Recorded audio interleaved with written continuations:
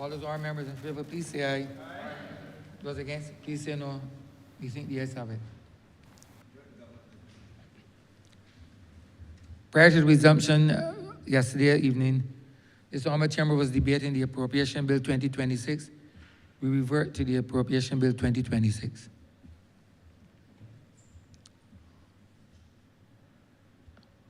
We will then commence Standing Finance Committee.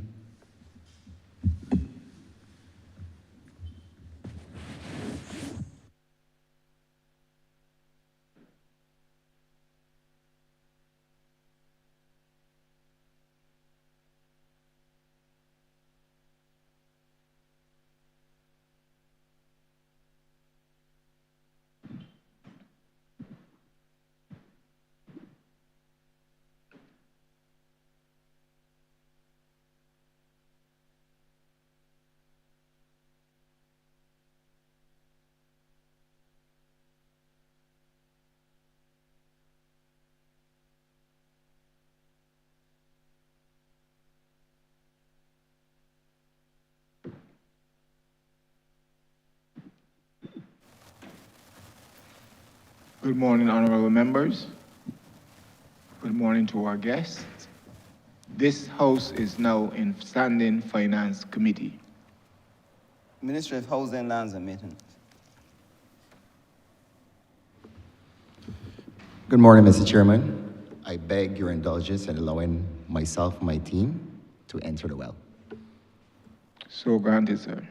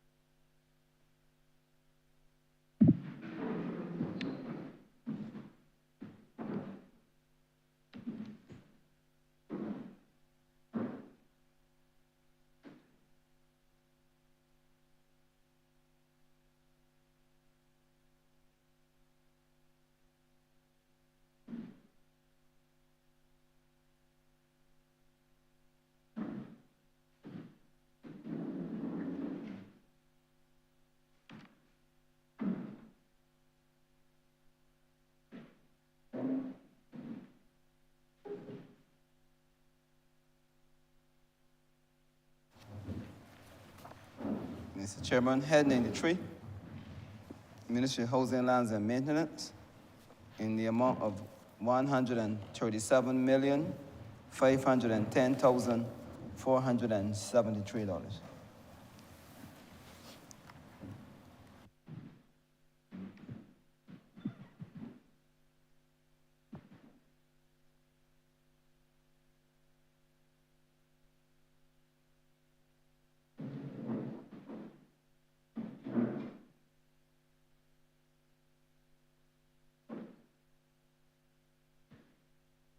Honorable member for St. Michael West. You just give me a few minutes that I can give the instructions with regards to the proceedings so that your officers will be familiar. I believe they should be by now. And then to honorable members. Honorable Minister, you are permitted a 10-minute overview. Your questions, your response to questions would be 5 minutes. You may defer to any of your officers to answer a question, and those officers are allowed 3 minutes to respond. And before responding, we're asking that for the record, they will give their names and their positions for that record. Honorable members are aware that they will ask a question and they will be permitted to ask 3 supplementary questions to that question. If it's not supplementary, then we would move on to the other honorable members so that they can, who would have indicated by placing their name card ties in an upright position so that we are able to get through relatively quickly and persons may be able to participate in the proceedings this morning. I trust that we are all clear. Honorable Member, St. Michael West, you may proceed. Thank you, Mr. Chairman. Honorable members and my fellow Barbadians, it is indeed my privilege to address you today on the progress, challenges, and vision. Speak into the mic so that the persons recording can hear you. My apologies. And vision of the Ministry of Housing, Lands, and Maintenance as we continue to build a stronger, more inclusive, and resilient Barbados. Our mission and strategic focus is dedicated to providing innovative, sustainable, and people-centered solutions for housing, land management, and maintenance of the public infrastructure. Our strategic plan for 24 to 27 is anchored on 6 priorities: delivering resilient and affordable housing, maintaining and rejuvenating public buildings, modernizing land management, strengthening institutional capacity, embracing digital transformation, and promoting staff wellness. Hope Inc. is streamlining the application, purchasing, and conveyancing process, making it almost entirely online and more accessible for all. Hope remains committed to delivering housing solutions to first-time owners earning $6,000 or less per month. Through Hope Direct, we are constructing hundreds of 2- and 3-bedroom homes this year, using innovative building techniques and engaging in a range of contractors. This contrasts how it was done previously, and we are seeing much improved output of finished houses with better build quality within budget. With the national framework for battery storage in place, we will position Hope to be able to deliver on the promise of delivering comprehensive, energy-efficient homes with photovoltaic systems on each roof. With this in place, these systems will reduce the cost of home ownership and support our national goal of energy independence and climate resilience. In addition to Hope's direct projects, we are advancing a robust program of joint venture housing developments in partnership with the National Housing Corporation. These joint ventures are delivering a diverse mix of family homes, duplexes, and apartments across the islands. Notable projects include Coverley, Brighton, Concordia Gardens, and Vineyard. These developments are designed to meet the needs of a wide cross-section of Barbadians, from first-time homeowners to those seeking to upgrade or relocate. The NHC continues to deliver on its promise of providing affordable quality houses for Barbadians. By adopting a more industrialized approach to housing construction, as opposed to the traditional artisanal method, the NHC, through these JV ventures, will be able to construct more affordable, resilient homes at a faster rate, helping us to meet the growing demand for housing across the country. This approach will also allow the NHC to place greater focus on the maintenance and upgrading of our existing housing estates. In these estimates, we have allocated resources through transfers to embark on a comprehensive program of general repairs and estate beautification. Accordingly, across estates such as Valerie, The Grotto, Kensington Lodge, Country Park Terrace Units, of course, Haynesville, Londonbourne Towers, Eden Lodge, Stewart Lodge, Deacons, we will continue to implement key programs, including electrical upgrades, sewage improvements, and estate beautification initiatives.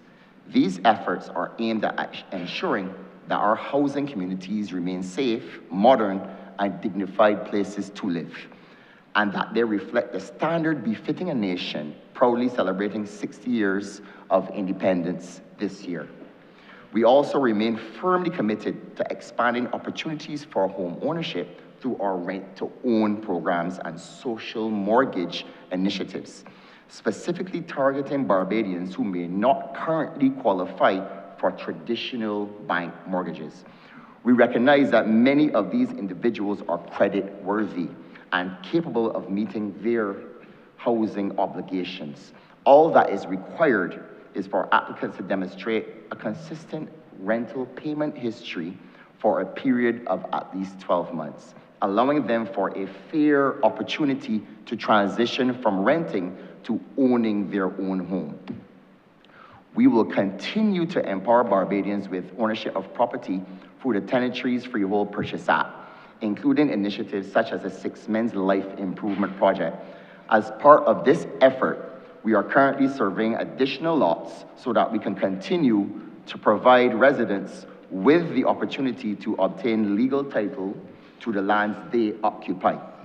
Last year, under this act, we were able to empower 7 pensioners at River Bay by transferring the ownership of their properties to them free of charge, giving them the dignity and security that comes with owning their own land. We will continue this process of empowerment by also transferring title to residents living in the terrace units through a vesting bill. This legislation will vest ownership of the properties to these persons who qualify. This bill will be debated in this honorable house and will empower over 200 Barbadians with title to their homes. We will also engage in the modern and efficient, transparent land management system, which is essential for national development. The Barbados Land Registry has been at the forefront of this transformation. The completion of the National Digital Parcel Fabric and the launch of the Barbados Building Identifier System are revolutionizing how we manage and access land information. But we are not just building homes and transforming digitally, we're building communities. Special attention is given to those most in need, including those persons living with HIV, the elderly, and those displaced by natural disasters or unsafe living conditions. Our relocation projects, emergency housing, and wellness initiative ensure that no Barbadian is left behind. Over the past year, we have made some strides. Hundreds of new homes have been completed or are under construction at sites at Coverley, Brighton, West Terrace, Concordia Gardens, and Vineyard, through both Hope and joint ventures with the NHC. Emergency and transitional housing has been provided for those affected by natural disasters and land slippage. The Barbados Land Registry has reduced backlogs, digitized records, and improved access to land information for all stakeholders. Maintenance and refurbishment projects are underway for key government buildings, including the Ministry of Transport and Works headquarters and the State House. We have continued to support vulnerable groups as well. We do acknowledge that some projects have experienced delays, particularly due to environmental issues, procurement challenges, and the need for additional staffing. In some cases, milestones originally set for last year are still being finalized. We are actively addressing those issues, accelerating backlog reduction projects, and ensuring that all outstanding commitments are met in the coming months. We look ahead to complete ongoing housing developments, accelerate the delivery of new units through Hope and NHC, finalize the relocation of households affected by land slippage and infrastructure projects, continue to modernize our land and property management systems, with the Land Registry playing a central role in digital transformation and service excellence. Expand our partnerships with the private sector and community organizations.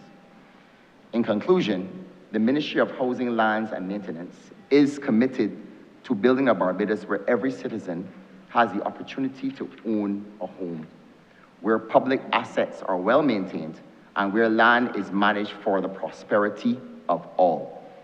We thank you for your support and partnership as we continue this important work.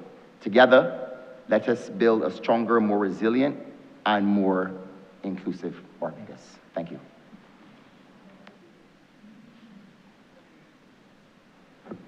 I wish to move that Head 93 stamp art.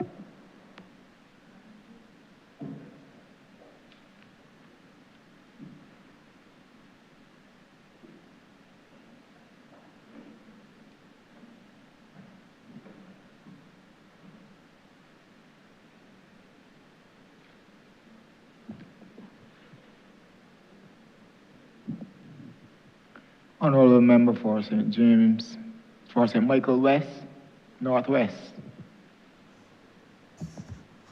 Yeah, blessed good morning to all. Good morning, Minister, and to your team.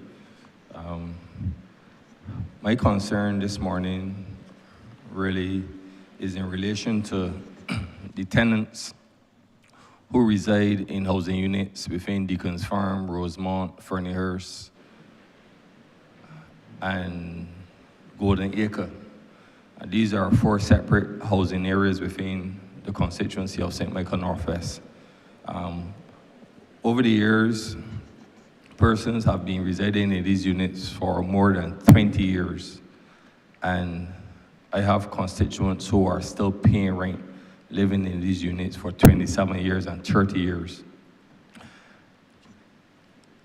I know also that when it comes to some of these tenants who may be indebted to the corporation in relation to outstanding arrears, I want to know what are your plans in relation to these tenants living in these units for 20 years or more and still paying rent. I honestly think that the rent should cease with immediate effect once you reach the 20-year mark. And I also think that in relation to the rent owed, that a payment plan system should be put in place for those tenants so that those tenants who may be indebted to the corporation can also benefit from the 20-year program as well. Honourable Member, thank you for that question. And yes, I'm very aware of the density of housing estates within your constituency. And as I said in my opening remarks, we are committed to transferring title to these individuals in your estates that have been living in the estates for more than 20 years. And once those individuals do not have any arrears up to 20 years, I can guarantee you that we will work with them to be able to sort out any rents after that. I consider this issue an issue of social justice. And the truth is a lot of your residents in the estates have been good paying residents. And certainly the ministry and the NAC will not burden them once they have been good paying tenants up to the 20 years. As you know, we have already begun the work of transferring title to some of your residents who are in Deacons and Ferniehurst. And I would have, at some point, mentioned this to them during a certain occasion, as you know. And I know that they do look forward for the security of title.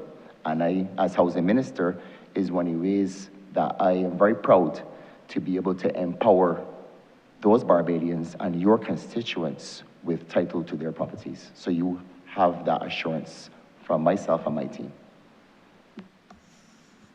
So what about the assurance that those living for 20 years and still paying rent, that the rent will cease?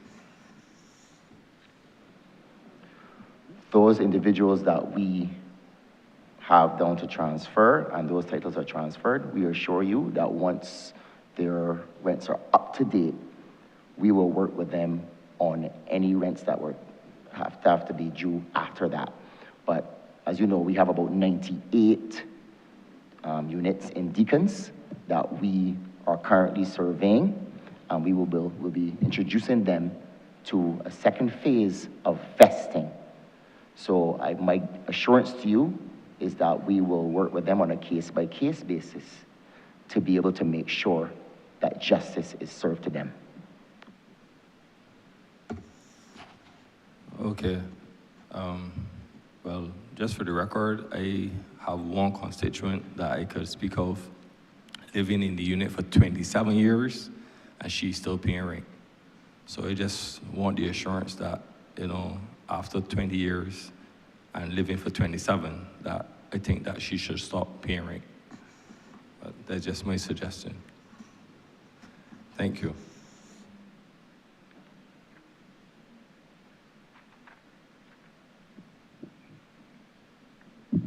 Thank you. Honourable Member for St. James Central. Thank you very much, Mr. Chairman.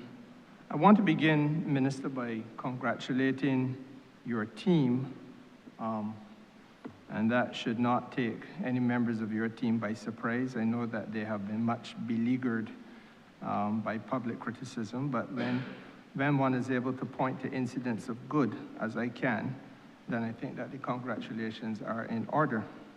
And equally, I would want to congratulate your predecessor, who himself was also much beleaguered. And obviously, you as new minister, to congratulate you on the work that you have been able to pilot thus far, and obviously to reflect a little bit on the need for you to be given an opportunity, which will really be my very first question, to elaborate a little bit on your own personal vision. But before I go there, I want to make the point that I recognize in your opening remarks the very laudable and praiseworthy mention of social justice and inclusivity. And that, for me, is a critical component of this ministry's work, because housing is, in its traditional sense, a social good. It is about offering initiatives and services that enhance community well-being and social justice. And it is in that vein that I really wanted to invite you on a couple of things. The first one is to expand a little bit on this concept of social mortgages. I think that you mentioned it, but it is useful, I believe, if you have an opportunity to elaborate on the concept. I believe I know where you're going, but I think you should have an opportunity to elaborate on it in the context of not only your vision, but more particularly, and I do not come to these places to prime the parish pump, but on this occasion, let me remind your ministry and your team that I have a constituency in which there's a location called Redmond Village where we have terrace units. And therefore, if you would be so good as to make it simple so that we can then understand in Redmond Village what the social mortgage concept is really all about. Thank you. Thank you, Honourable Member. And the term social mortgage is actually a program that was coined and invented by our team members. And essentially, that is rent to own. You are correct. There are too many Barbadians out there, and we know this from experience in getting mortgage certificates. A lot of people are desirous to have home ownership. We have a database of about 4,000 plus individuals, and what that affords us to do is to mine that database, showing us the needs of our customers. And in that exercise, we realize that there are a lot of Barbadians who just do not qualify. They are hardworking, they go out to work every day, but they feel left out of the process of home ownership. And that is the basis and the foundation for our social mortgage program. So essentially, as I said, it is rent to own, and every development, whether it be through our joint venture program with NHC or HOPE, we hope to allocate a pretty decent sized percentage of those developments to rent to home. And we see this as a way of also de-risking mortgages. The fact of the matter is that a lot of the financial institutions are simply not willing to take the risk. And as you said, Honourable Member, you're very correct. The onus is on the government through the Ministry of Housing and its state-owned entities to deliver social justice to these individuals who cannot acquire mortgages. So we do take this very seriously, and you have my assurance that under my leadership and with my team behind me, we will make sure that we can expand this program so more individuals can take part. I would also like to invite the general manager who can give you more specifics on how this program will be implemented. Thank you very much, Minister. Good morning to Parliament. The idea behind the social mortgage initiative is Honourable that... member. Officer, please give your name and your position. Ian Gill, General Manager, National Housing Corporation. My apology. The idea behind the social mortgage initiative is that when we do rent to own or we do rent to buy, whatever the term is used, the person doesn't actually have ownership. With the social mortgage initiative, the aim is that this is an actual mortgage that they'll be getting, paying to the National Housing Corporation, and you'll be able to use your house now in the future as an asset. So the simple person who has, probably doesn't have the capacity and probably can only put out $500 to $800 per month in rent is now actually getting to own their home as a mortgage. So therefore you're able then to use that for many instances where people come to ask the National Housing Corporation to use the units for other issues. What you do know is that that belongs to you, so you can now use it as an asset. And that is one of the major aims of the social mortgage initiative. We've found too that rent to own, as we've looked at the years gone by, is not actually working as we would want it to work at National Housing Corporation. So we had to come up with a new concept that we thought would benefit the persons and benefit the National Housing Corporation too. Because under the rent to own program, the National Housing Corporation is responsible for the maintenance of that unit or that house, wherever it is. With the social mortgage initiative now, the fact that you're actually owning your home, you'll be responsible for the maintenance and repairs of that home. So therefore, we will have more income at National Housing Corporation to do more units and to construct more units so that we can offer a wider package to those persons who make between $1,000 to $2,500 per month.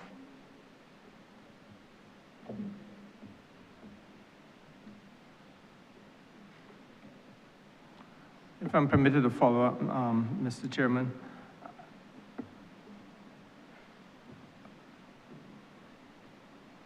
With your leave.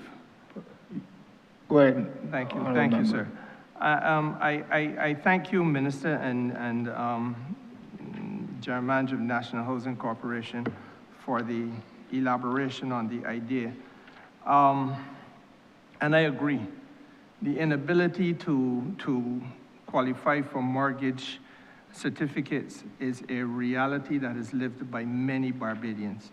In my own constituency, and your team knows this well, in Lancaster, we would have had a serious challenge with the HOPE project there in terms of trying to help people build the kind of resource combinations, let me put it that way, because a single person may not be able to do it by themselves, so then they have to find a partner to go in with in order to do it. I experienced the same thing in Bullens in my constituency. And the truth of the matter is that, again, that is why I say that your team is worthy of being congratulated, because speaking only for that very narrow geographical space in Barbados, that's 190 houses which I know and have had some very direct relationship with, where I know you all have been able to work with me and work with the beneficiaries of the housing allocations in order to ensure that the capacity to meet mortgage certificate requirements have been made. Now, I wish to ask you, however, whether the social justice concept should not really go further. And it is in keeping with your term, Minister, of using the house as an asset, because we accept that renewable energy, again, in the HOPE project, that is one of the concepts where you put renewable energy, solar photovoltaics on the roof and allow the house pretty much to pay its mortgage. My question is, are we not being too limited in the scope and too limited in the ambition? Why is it not also an ambition that we take that same concept into Redmond Village, for example, in a terrace unit, into Haynesville in a terrace unit, into Silver Hill and Gall Hill in terrace units. And you may ask, well, Senior Minister, how is that going to be possible? And my thinking, again, is that we have legislation in Barbados, and this is one of the things that vex me about this country, because we do things for the Medes, but not also for the Persians. We have legislation in Barbados, for example, a Condominium Act, where residents are allowed to identify common areas in the property. That might be as simple as the staircase and the sewage system and car park and so on. But then a residents association is formed, and let's face the facts, the Condominium Act really relates primarily to the more well-to-do in this country, so there's a social economic concept behind this legislation.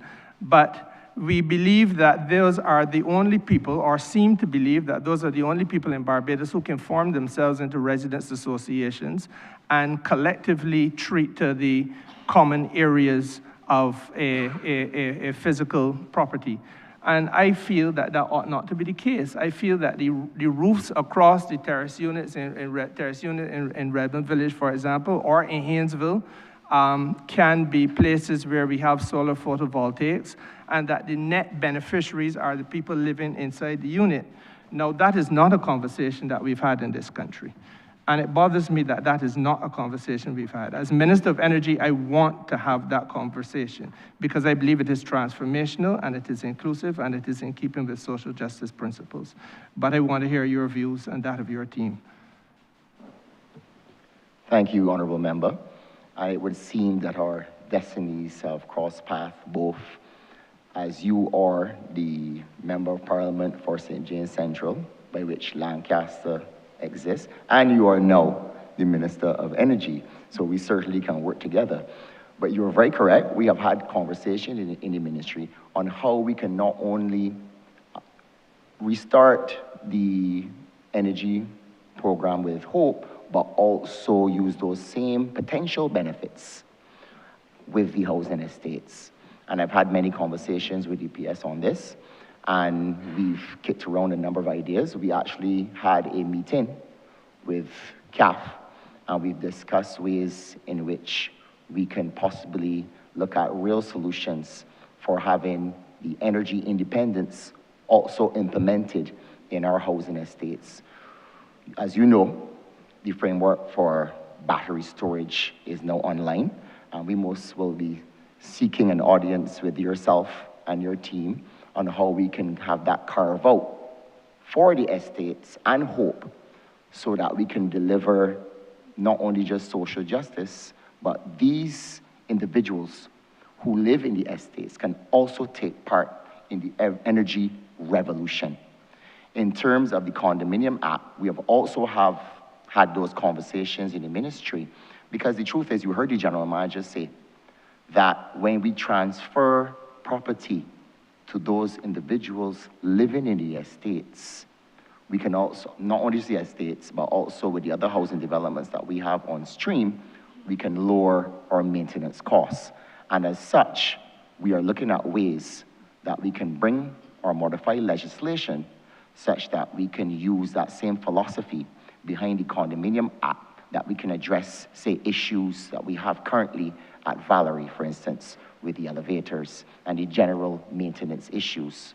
So if we were to have a maintenance fund that can deal with that, and they can also get ownership of their units, that will be something that we'd be very interested in. We have a few of those as well. We also have Country Park high rises, we have London-born towers. So these are just examples of properties that we can also look at there. So, Honourable Member, you are very correct, and I also look forward to working with you that we can empower Barbadians as well to take part in the energy revolution. Thank you, Honourable Member. And Mr. Chairman, if I maybe just permitted one final question, and this turns on the obvious inferences being made by the Minister to the many buildings that the many properties that the Ministry of Housing has oversight over. And the truth of the matter is that the Ministry of Housing, for the listening public, is really the government's landlord. So there is a question that I must ask you as the senior minister with responsibility for the productive sector, because the productive sector is becoming a little bit imperiled when many of Honourable the... member, as long as it is connected with your previous question. Indeed. I'm may drawing that, proceed. I'm drawing that nexus, sir. I'm drawing that linkage. Bear with me, because we are talking about rental of properties. And rental of properties need not only be for accommodation purposes, but can also be for the business purposes of the government. And the concern I have in terms of the rental of the properties by government is that many of those properties are not, well, let's put it this way. Properties owned by government, first of all, and then in some cases those rented, are not necessarily being maintained in a way that allows for us not to have interruptions that are undesirable in the smooth flow of business between government, as we must have, and the private sector. It is a very serious issue when a number of government-owned buildings have occupants who are unable to come to work because the building, quote unquote, is a sick building. We've been able, since COVID, to start a process where people are working away from home, away from work, working at home, and so on. But for obvious purposes, it makes it difficult because people still need to have meetings, they still need to interface. I've heard ministers in this new administration already lament the fact that staff are not able to meet with them in one place and under one roof. And I think I sit opposite one such minister. So it is a challenge. But I believe that we have to have a serious policy intervention. And I want to know whether you all are yet at a stage where you can tell us what the policy intervention is that will enable us to reduce the incidence of this, what is now a chronic complaint of buildings either being sick or full of mold or whatever, and staff implications and the disruption of the relationship between government's work and that of the relationship that it must have with private enterprise and the general public of Barbados. Honourable Member, thank you for that question. And this is a vexatious issue, I would say, because in this year, this government is looking at growth. And we must have our government officials to be in productive workplaces, safe workplaces, where we can have all our teams together, that we can have as high productivity as possible. So I do agree with you. We need to be more strategic in the way we approach this issue. One of the things that the ministry is looking at doing is entering into bolt arrangements so that we can construct buildings, high-rises, that we can begin to house our teams together, our government ministries together, increase the capacity that we can do so. It is a juggling act, I must tell you, and especially at the beginning of this governmental term, it has been challenging with the change in ministries to be able to keep people together so that we can have productive ministries. So we need to be more strategic in this approach, and I do agree with you. I would like to invite PS to give further comment on this issue. We've had many conversations. PS? Thank you. Good morning. Nikki Smith, Permanent Secretary, Ministry of Housing, Lands and Maintenance.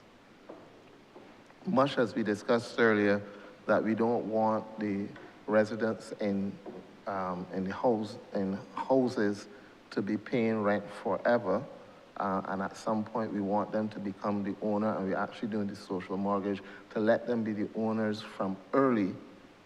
What government is looking at doing now is recognizing that the buildings that we're in, the rented buildings, are approaching 25 years. Buildings start to give more issues as they age. From the get-go, when we rent properties, we pay a service charge. The service charge is really a pass-through charge for the landlord to be able to keep the building in good condition and they're to account for it at the end of the year, etc. And they can have it raised if they have things happening that require them to spend more money on maintenance. However, we're still having issues where landlords are spending the money and still the AC systems are causing all sorts of problems for the occupants. So based on that, we are pursuing getting some new buildings put up on the bolt arrangements, still paying a service charge within that bolt arrangement, and also paying back the developer for the development that he has done. And at the end of that bolt period, the property will pass to us, but we will continue the maintenance arrangement if it has been good. That way we will be addressing the situation, and we will move out of buildings that have not been good to us, in that there are too many interruptions where people have to come out.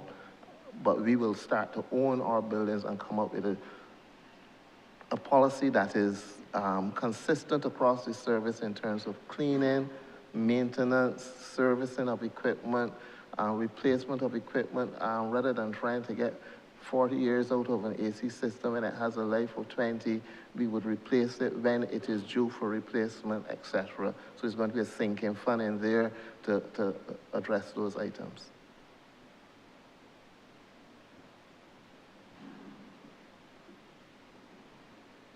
I don't think the rules allow me to interrogate any further on this matter at this time, Mr. Chairman. Indeed, so they don't. I leave that there, and I thank You you are for correct, your indulgence. Honourable Member.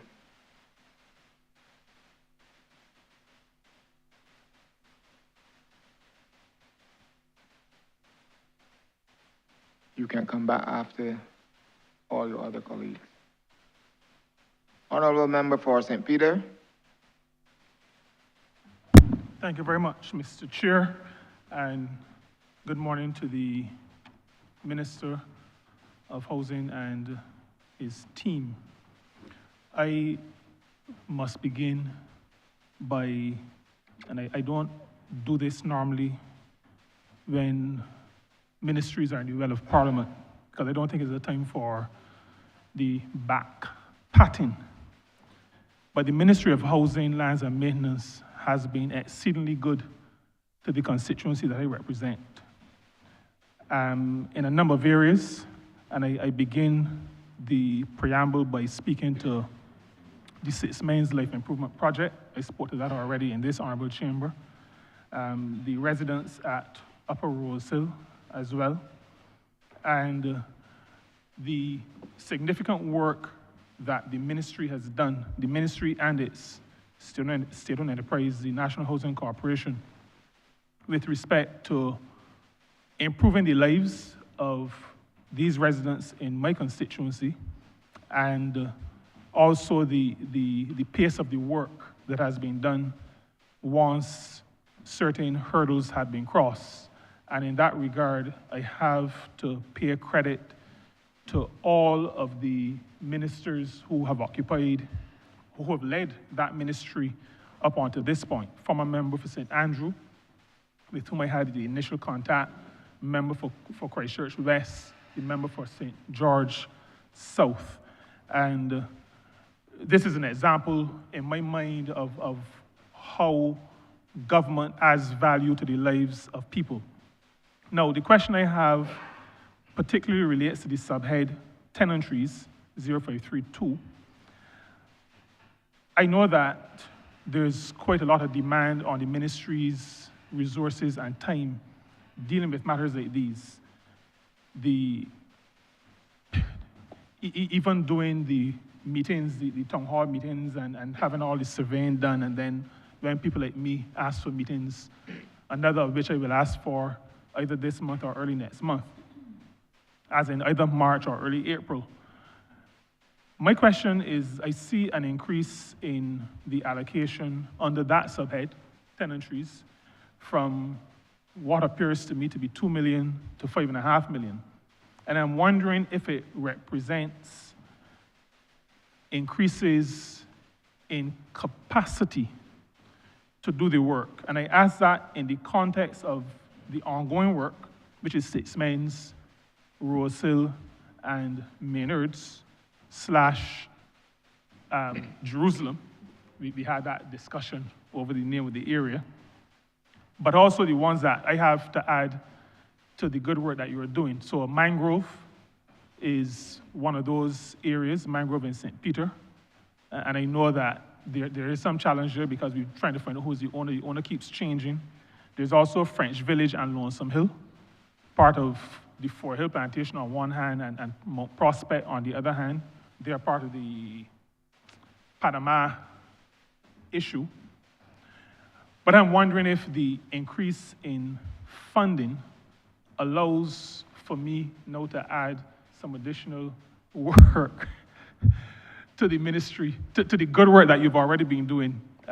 Does this allow for you to continue to help the people of my constituency and the people of Barbados? Honourable Member, thank you so much for that vote of confidence. And the Six Men's Life Improvement Project is certainly something to be very proud of. I think that when this government was selected to lead, this is one of the things that is top of mind to me, which is empowering people. And you are very correct. This money voted in will allow us to continue the good work of the surveys. We've already completed 77, but there's more work to do. I would like to invite Ms. Nicole Johnson to give you the specifics, Honourable Member, on this. Good morning, Nicole Johnson, Chief Housing Planner, Ministry of Housing and Lands.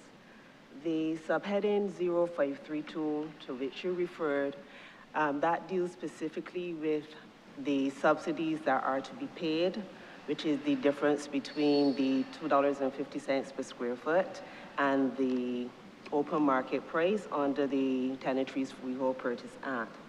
It also deals with the relocation of individuals who may be affected by land slippage or as a result of government's projects. The subheading that you would be referring to is 531, which deals with surveying of tenantry lots. So there are funds in there included to survey specific areas, but we can also include other areas as need be and as the need arises. So yes, we can survey the areas that you would have mentioned, but we also have specific areas like 6 Men's earmarked to complete for this financial year. All right, thank you very much for that. So given that 532 relates to, this is my first supplementary question, Mr. Chair. Given that 532 relates to that, primarily to the subsidy, it means then that the additional areas that I mentioned, and I mention them here publicly because I want you to put them on your radar: Mangrove in St. Peter, French Village in St. Peter, Lonesome Hill in St. Peter. It means that you have budgeted for additional situations of having to pay that subsidy. Am I correct? If Mangrove and I know Fort Hill Plantation and Jerusalem, if they are part of the first schedule of the Tenantries Freehold Purchase Act, they will be paying 10 cents per square foot or $1 per square meter, so a subsidy would not be part of that program. Okay, thank you very much. The matter of dealing with tenantries speaks, and this is my second follow-up question, Mr. Chair. I don't want to get into any issues where my question is concerned. The matter of dealing with tenantries speaks to keeping communities together. And I think that is a very important matter because, in my view, some of what we're seeing in our communities is a result of some level of dysfunction in terms of people moving around and moving into different areas and not blending, not meshing, not really being community, even though you're in the same geographic space. And so as we do with tenantries, my question, and the tenantries, the reason why I asked about Mangrove and French Village Lonesome Hill is because these are people who want to stay in their communities.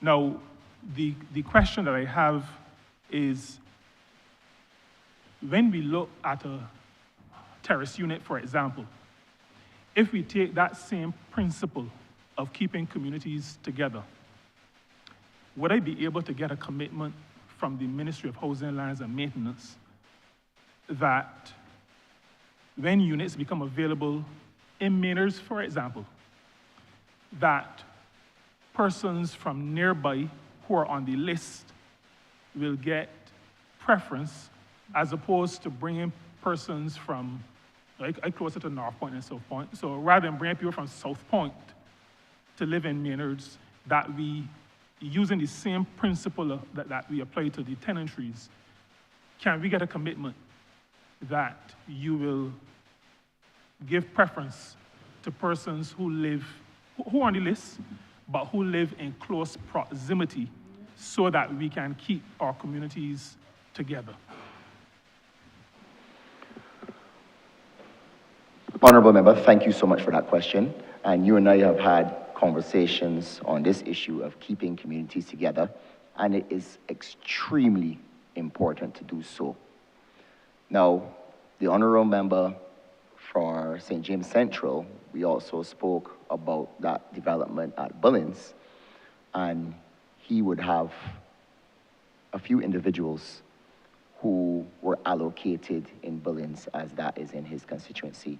So we already do heed to that principle that communities should be kept together.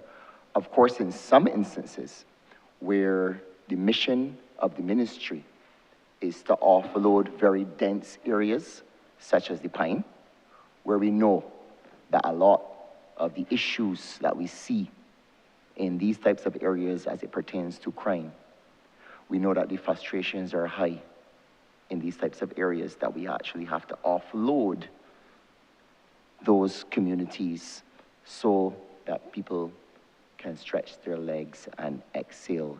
And the Honourable Member for St. Michael Southeast will tell you that one of her priorities as a representative is to be able to achieve this so that she can have safer communities. So I think that this is a case-by-case basis, but Honourable Member, certainly that is a first principle, especially in your communities, where we know that in some of the country areas, people living their whole lives for generations don't want to move. And the Honourable Member for St. Joseph also would be in that category, as he's one of the few members that lives and hails from the area that he serves. So he would understand this principle as well. So where it fit, I can assure you, Honourable Member, that we will stick with the philosophy of keeping communities together. Thank you very much. I'm not going to use a third question, but I'm just going to close by saying, I'm probably saying it for the first time with you, Honourable Member, as the Minister.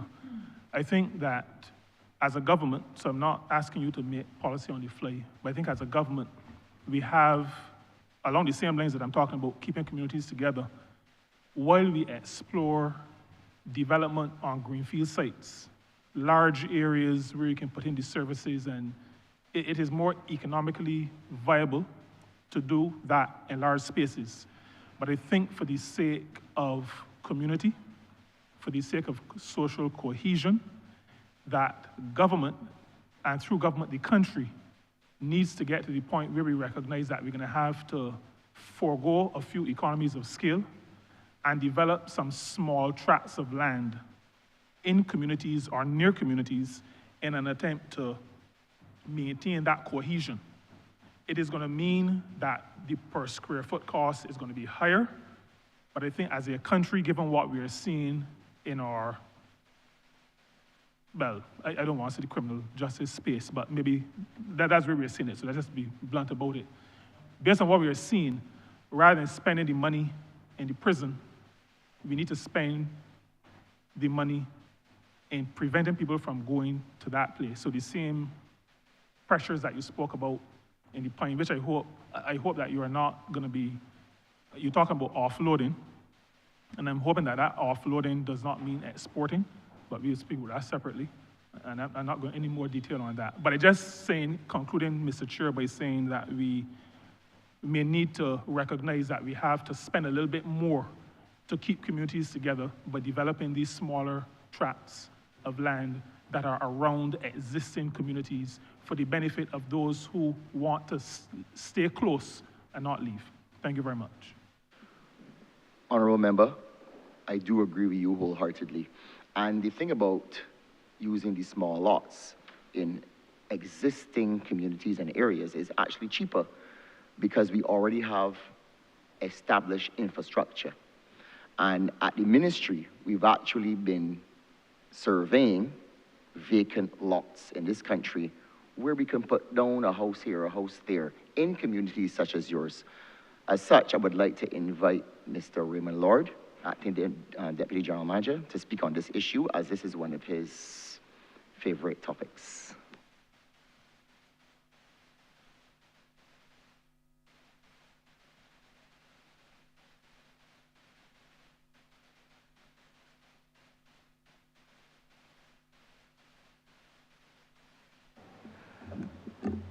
Good morning, Mr. Chair, colleagues and parliamentarians.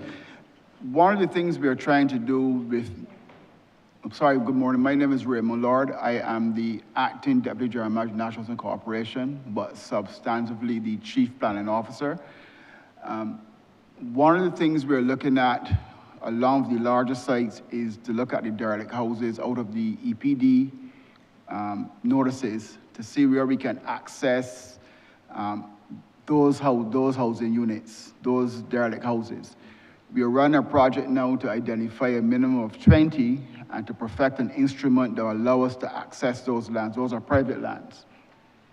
What we have also done in St. Peter recently, with the 6 Men's Life Improvement Project, is to identify a vacant area within that section, and we have done a subdivision. We should have landed it at town planning by now. I have to check with my senior planning officer, where we are looking to have about, I think it's about 8 to 10 lots in that area to allow us to do some shifting of those houses as well.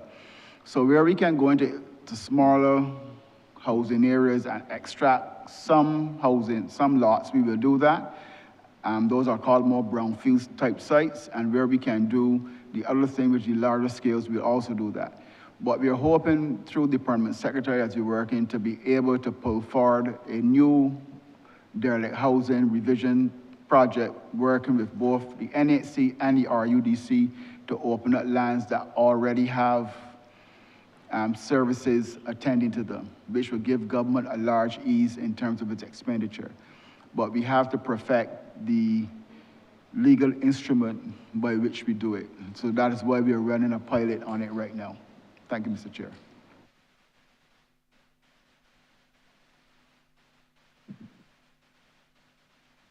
Thank you, Honourable Member for St. Philip West.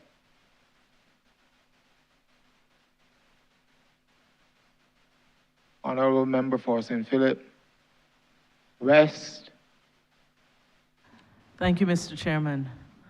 Well, I start this morning with gratitude to the National Housing Corporation for some work that they have started within the constituency of St. Philip West. And I'm happy to hear the minister speak of quality, safe, and sustainable housing. And in that connection, Mr. Chairman, my question relates to the housing area in Farm Gardens in St. Philip, where the National Housing Corporation has already started its good work with replacing the asbestos roofs on a number of houses that were built by NHC. My question is, sir, having started with some houses in this financial year, only 2 were completed, but there are a number of other houses who still carry asbestos roofs. And in the interest of maintaining the quality and the safety of those housing, when can the people of St. Philip West expect that the rest of those asbestos roofs will be replaced? Honourable Member, thank you for your question. I would like to invite the General Manager of the NHC to address it.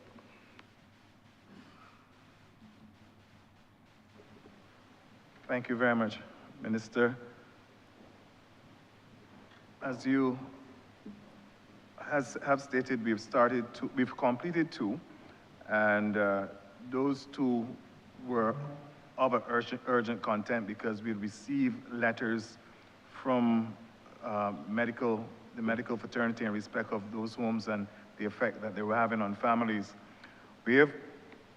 Money has been approved for the next financial year. For the completion, I think there are 10 more to be done. Yes. And we've made that request, and that request has been accepted. So I would say within the first quarter of the year, we should be able to do some completion of some others for you, and that should be continuous until the 10 of them are completed.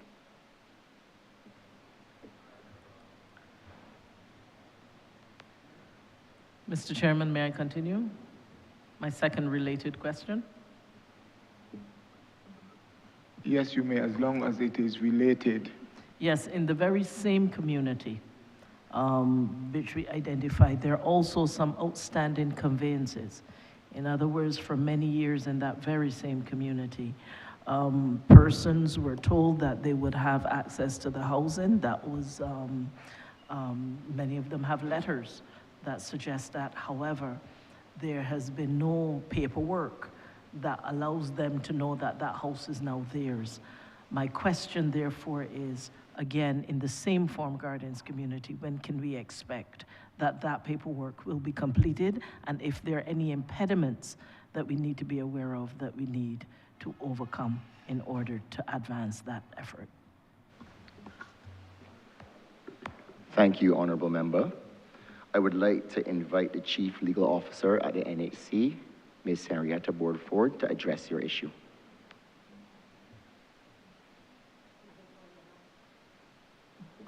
Good morning, Henrietta Bournford, Chief Legal Officer, National Housing Corporation.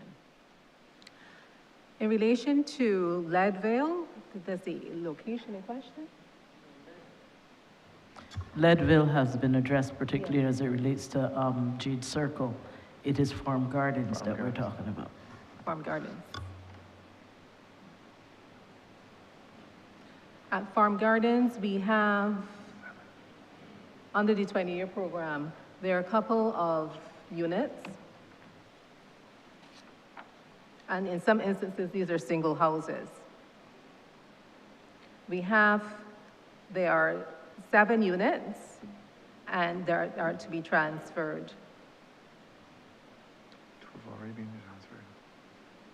Today, 2 have been conveyed, and there are issues in relation to having some additional surveying done within because some are duplexes, so they will need to be subdivided.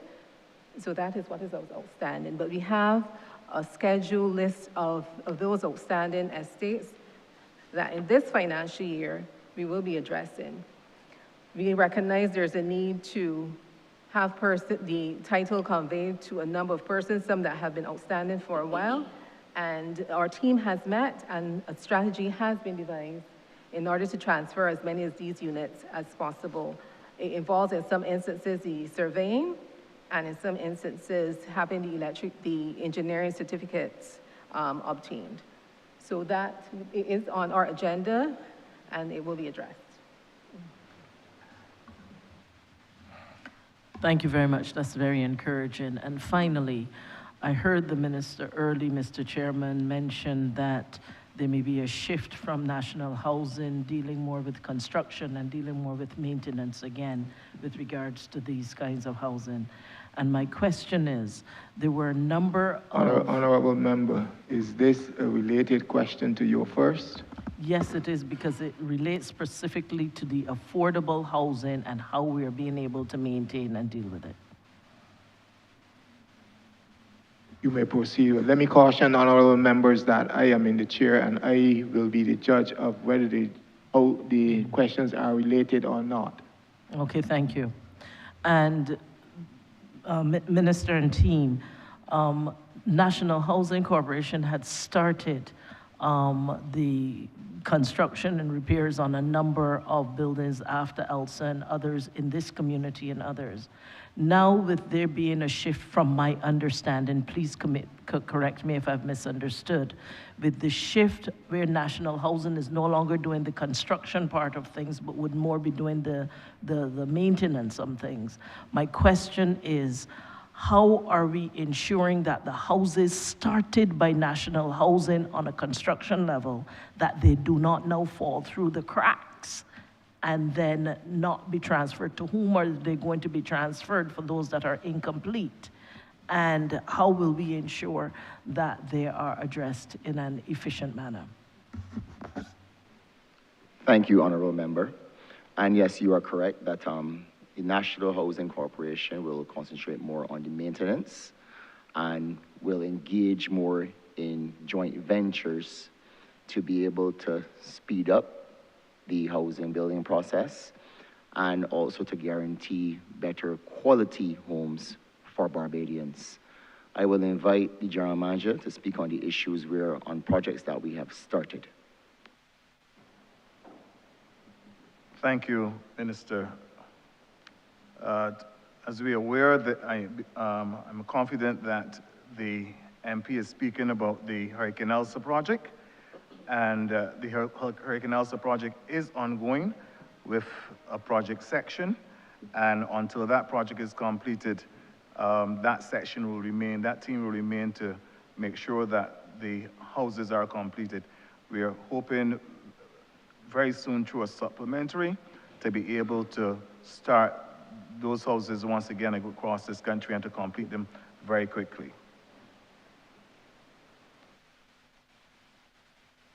Thank you very much, Chair.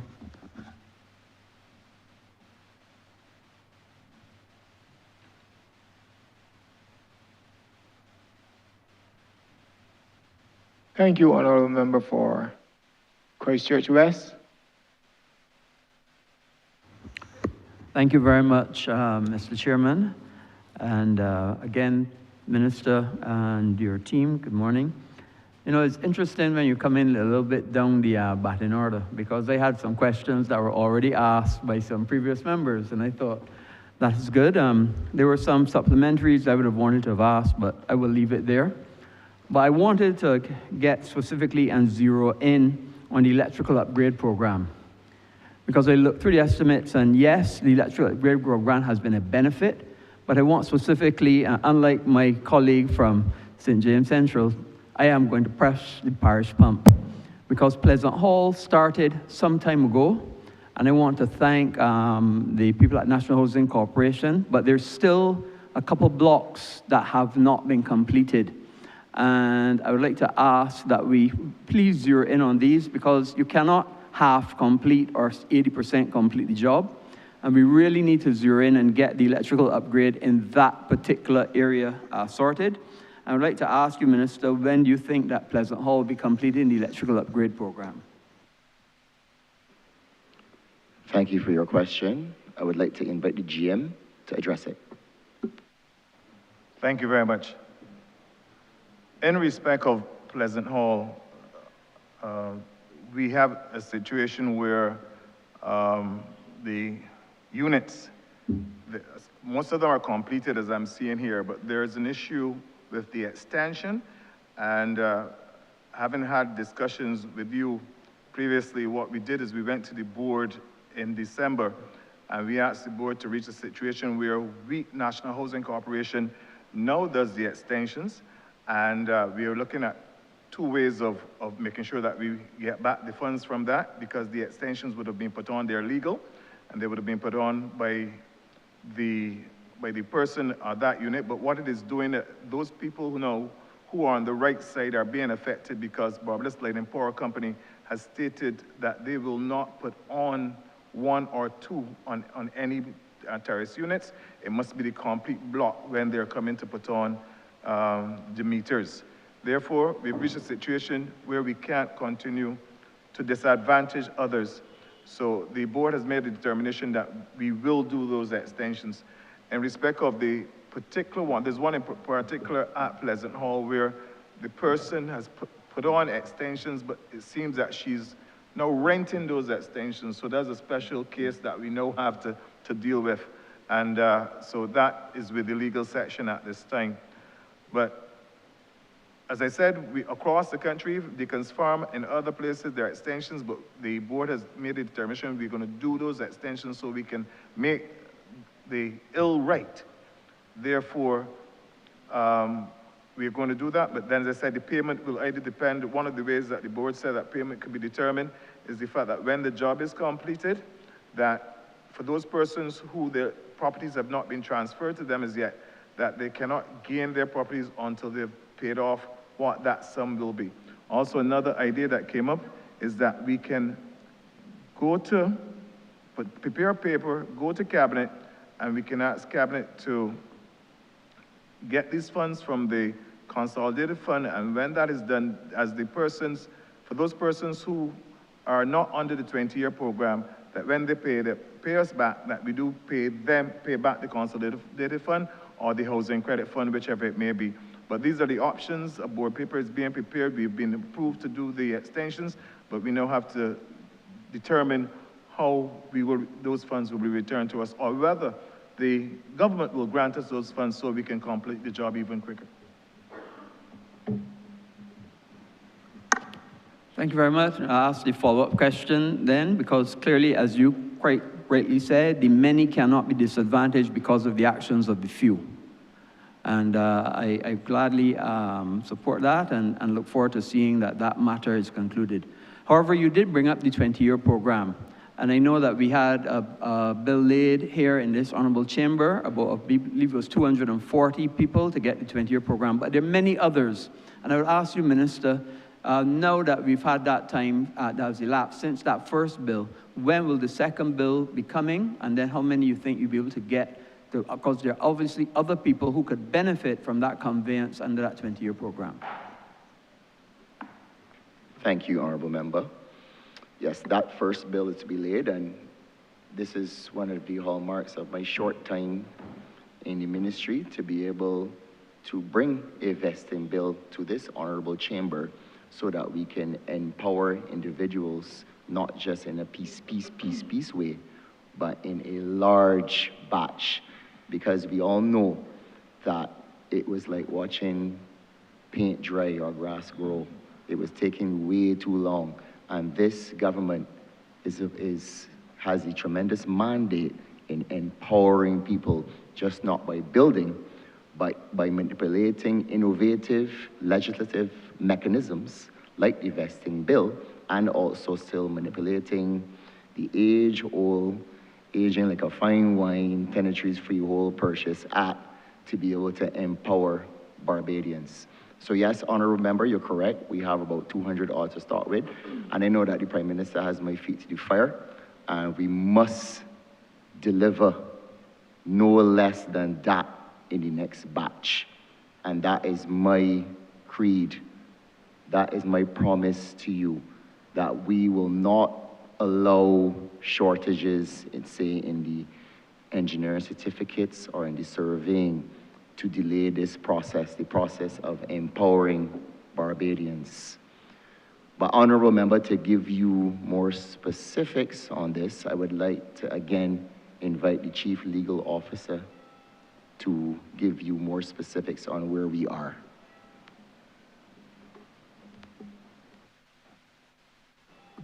Thank you, Minister.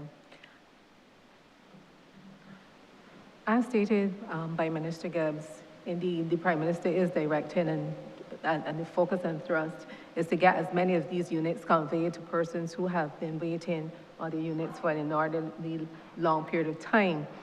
And we've adopted a number of approaches in order to do so. Currently, as Minister indicated, there's the bill that is laid before Parliament to have persons enfranchised. But in addition to that, we are currently preparing, well, we've started the process of preparing a second batch that will come to Parliament. This process involved the wardens going into the field, and that has been ongoing to check it to see the status of the houses, if tenants are there or not. We also have another approach in those instances where we don't have the engineering certificates. It may be a case where we can get the necessary permission from planning and development to get the certificates of compliance, so that those units in addition could be added to the list for transfer to the qualified tenants.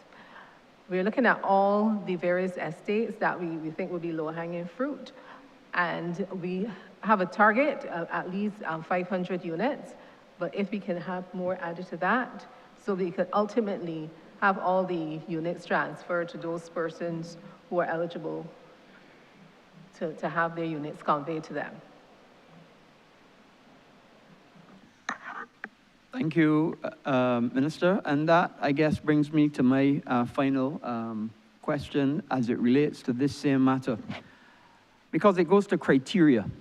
And I heard very clearly the member for St. Michael Northwest talk about when people, after they reach 20 years, well, they should continue to pay rent.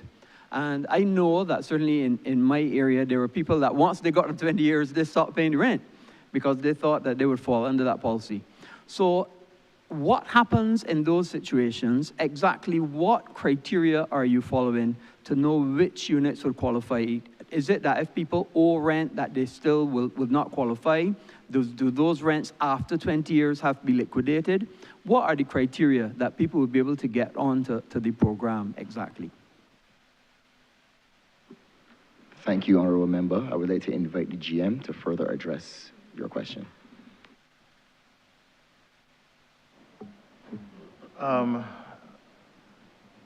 What happens there, the criteria falls under, the first criteria is that you, under the 20-year program, is that you must be a first-time homeowner.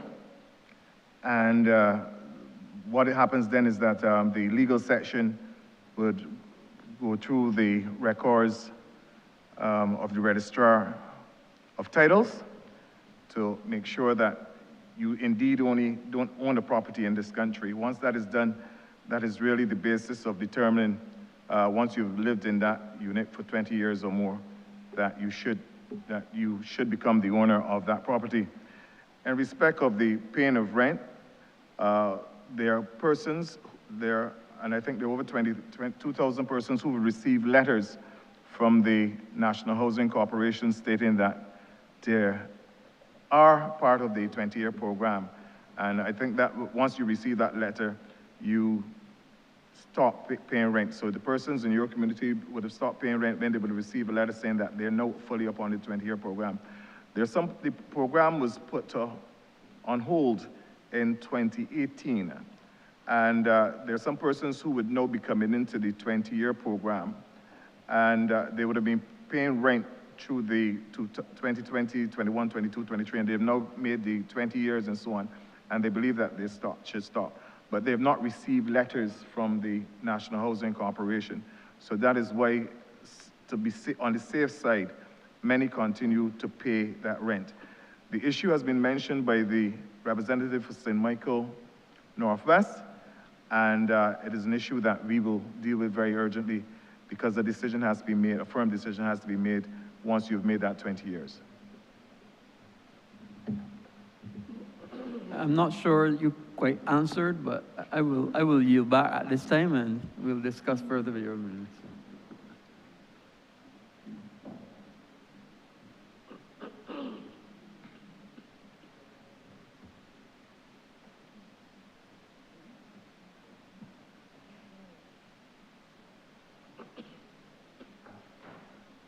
Honourable Member for St. Michael South Central. Thank you, Mr. Chairman. I think the Honourable Minister knows exactly what my first question will be. One of the wonderful things about this format for the estimates is that... Before you proceed, Honourable Member, for those persons who would have made their contribution already, Honourable Members, please, when you do so, take your marker down. Thank you. Thanks, Mr. Chairman. I'm reclaiming my 12 seconds. You can proceed. One of the wonderful things about this format is that it allows us to bring directly questions from constituents whom we have canvassed for this very purpose to this honorable place. And that's one of the reasons that I think that this innovation has been one of the best of this government's term. I got many calls this morning from residents of Valerie, knowing that the Ministry of Housing, Lands and Maintenance would appear in the well today, and I am grateful for engaged constituents. The National Housing Corporation at subprogram 533 in your estimates, Minister, is meant to execute $23.5 million as part in this vote. The residents of Valerie continue to be concerned about the maintenance of the units in which they live, the buildings overall, and the grounds of the property. We know that the original construction was problematic. That is something that we have identified from some of the current problems that we have. However, here we are. Government is a continuum, and we have to be able to respond. The elevator and its maintenance continues to be an issue. The fact that safety and security are issues for residents because of the entry system that is used for the buildings, and general maintenance for individual units has also continues to come up. Some months ago, the general manager, the then minister, and other officials came to have a town hall meeting with residents. I have not received, as MP, a report on any follow-up that came from that, a specific report on how those issues are to be addressed. And I am interested to hear specifically, with respect to Valerie, what is the intended approach to be able to address some of these issues. And please feel free in the response to include any agreements, covenants with residents themselves that you think would be useful in the way forward. I say that because I am well aware of the rights and responsibilities balance in this equation. And I know that the NHC has made some efforts with respect to the maintenance of the elevator, with respect to the parts that took a long time but finally came and were installed, and other issues dealing, for example, with the door to the buildings that needed to be reinstalled. So I am aware that these things also require an investment and a commitment from residents, but I would like to hear specifically, and with timelines if you can, what are the plans to make sure that people are able to live safely and well in the units at Valerie? Thank you, Honourable Member. And we have had many conversations on Valerie, and I know you're very passionate about making sure that the residents there, your constituents, can have safe surroundings. And there have been many issues that some have been addressed and some are still outstanding. And you have my commitment that we will continue to work with you through the National Housing Corporation to aspire to, not only aspire, but we will execute strategies and programs to be able to solve these issues for your constituents. But specifically, I would like to invite the GM and then Mr. William Clark to dive a bit more in on what we have planned to address these issues. Thank you, Minister. In respect of the Valerie high rises, let's deal with the elevator first. And yes, the elevator has been repaired.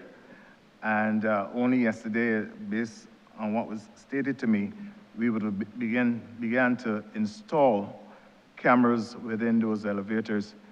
It is critical that we do such because the elevators are suffering from vandalism continuously. And with that in mind, we need now to make sure we can secure the lives of persons who come through that door and go into those elevators. And we are working, we were told that within 2 weeks, those cameras should be installed. So we are hoping that we can cut the amount of vandalism and the amount of damage done to those elevators. The door, we've ordered a door concept from one of the suppliers here in Barbados. They're working on it. We're hoping that it can be completed because whatever we put at Valerie, at some point, however we change it, we find out that it gets damaged. We've gone to, they're one of 2 suppliers and we've chosen one. We've gone to them and asked them to come and give us a concept that would give a more secure building and make the occupants even feel more secure, and that has been done. We're hoping that that can be completed pretty soon. So we are looking towards that. In respect of the maintenance of the units and so on, that continues. We are having some challenges too with some of the tenants in the way that they are keeping the units. Even when we repair the units return to a state of disrepair pretty quickly. So we are having, Mr. Clark and his team are having conversations with those persons to see how best we can handle and deal with that situation. With that in mind, I turn over to the Chief Estates Officer, William Clark.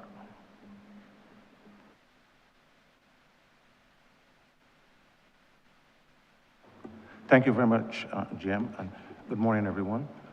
William Clark, Chief Estates Officer, National Housing Corporation. Just to say to Minister, I share your concerns with the work that's being done at Valerie, and I'm glad the General Manager went into detail to explain some of the challenges that we are experiencing at the Valerie High Rise. With respect to the repairs, however, we've carried out a number of replacements on the internal units. For example, we are experiencing challenges with the roof, as you mentioned earlier, and quite rightly. We have had in the past some difficulty with the roof, and now in these estimates, we have been requesting funds so that we can escalate that work to repair the roofs at Valerie. This is going to help us to reduce some of the challenges that we've been facing with leaks that really cause a lot of the deterioration of the woodwork in there. But what I can say, we're happy to report that from the last meeting we had with respect to the tenants, we've replaced some 13 covered units throughout Valerie. And in many cases, we've replaced in the bathroom areas some 13 ceiling structures.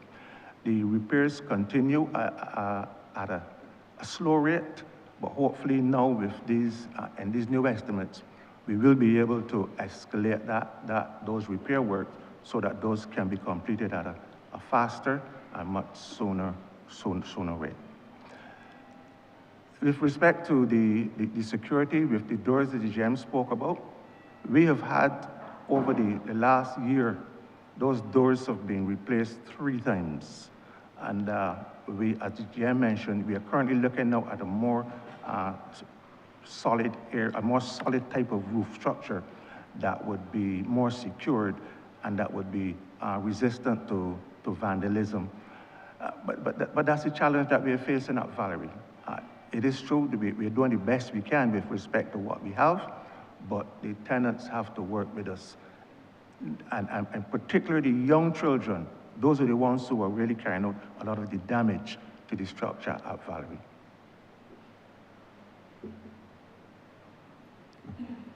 Thank you, Minister, and to your team for those thorough responses. I didn't get on this occasion to make reference to these sewage and sanitation issues, but in my first follow-up question, having reference to what we just heard about the fact that the doors at Valerie had to be replaced 3 times in order to be more tamper-resistant, and you've had to try to find other kinds of innovations for dealing with this kind of maintenance and repairs. I wanted to ask a general question about new approaches to housing construction, both for these kinds of housing units, but also to account for the demand and the speed and the scale that you're being asked to meet now, Minister. It clearly can't be the old methods for all kinds of reasons. And I trust and I know that the ministry has been looking at innovative housing and some new ways of building homes more quickly. I know that there's a recent one that I'm told can get a house up in 6 weeks.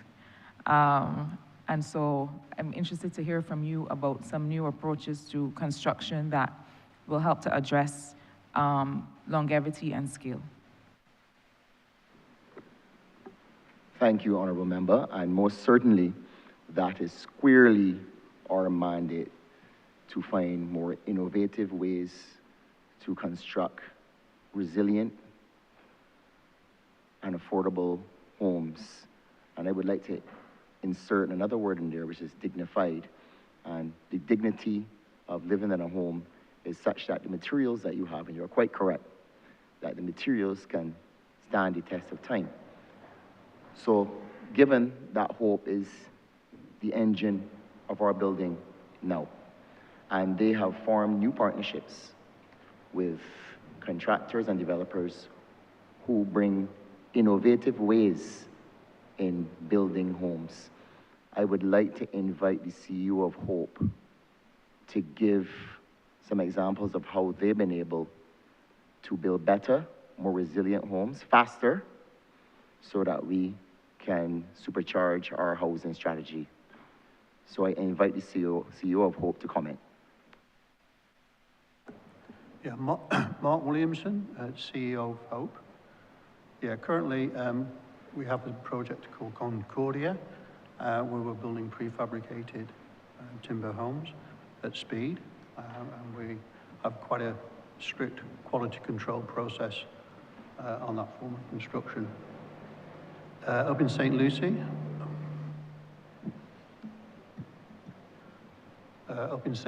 we have a project under construction. Officer, sir, you bring the mic, speak closer to the mic, thank you.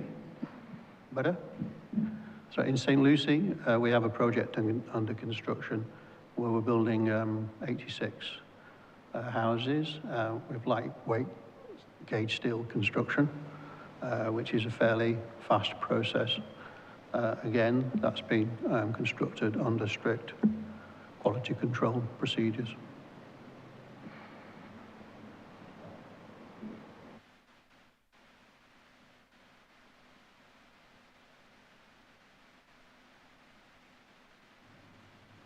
Sorry, I was giving the minister a chance to come back, but we'll leave it there. I have a final follow-up. The need for innovative approaches to construction and maintenance is a function of demand. When I sit in my constituency office every week and hear from people about their housing needs, invariably they will say, I have an application in NHC since. And some of it dates back to my birthday.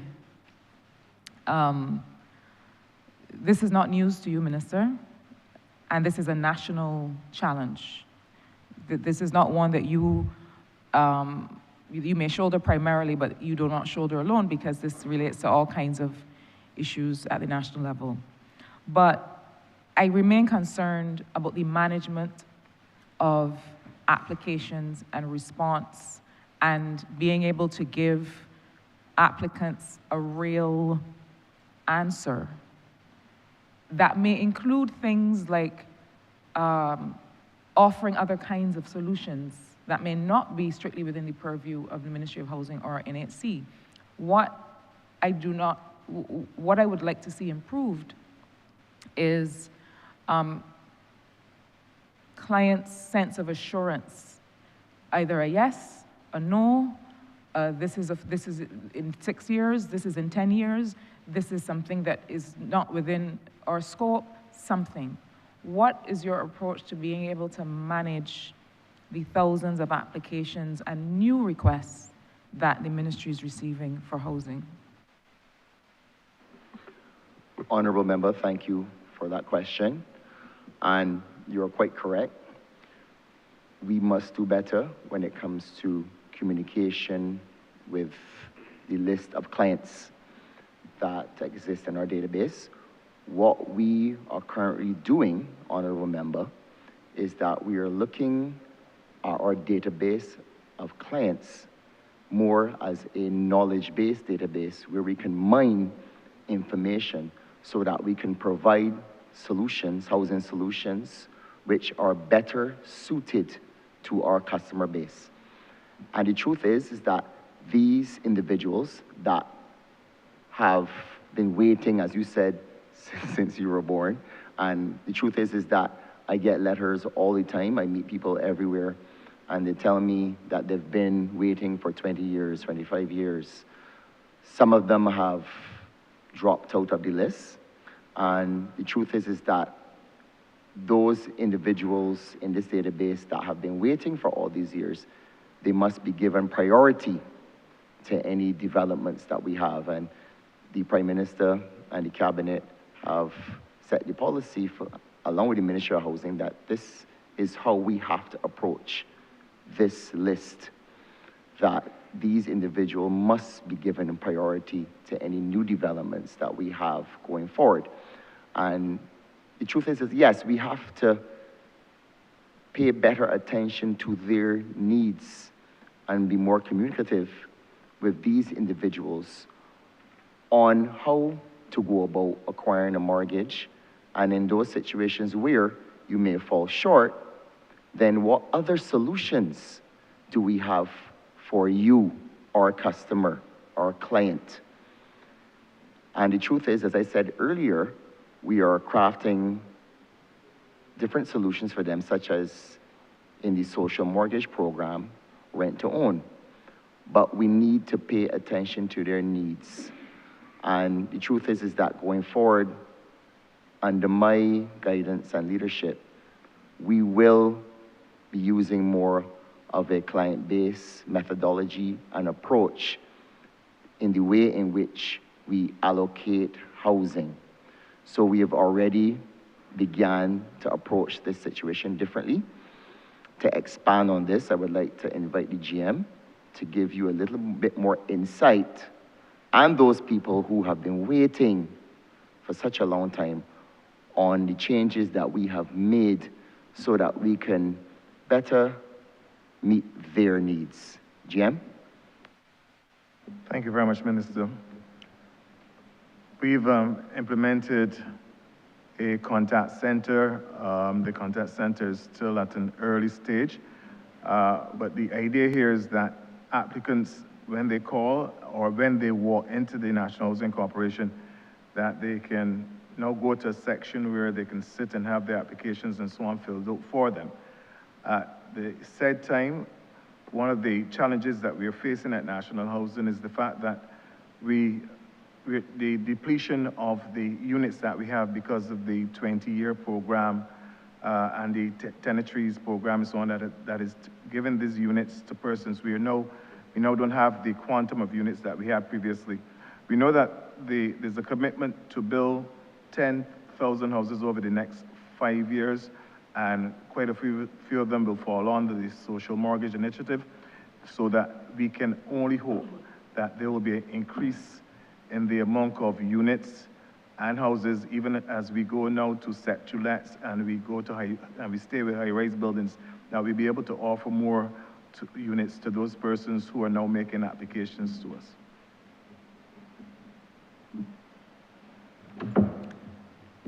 Thank you, Mr. Chairman. I yield back. My tent card will remain up because I'm asking you to come back to me once this first round is finished, please. Mr. Chairman, I beg to move that you do now report progress to His Honor the Speaker and beg leave to sit again. The question is that I do no report progress to His Honor the Speaker and beg for leave to sit again. All honorable members in favor, say aye. Honorable members against, say no. Methinks the ayes have it.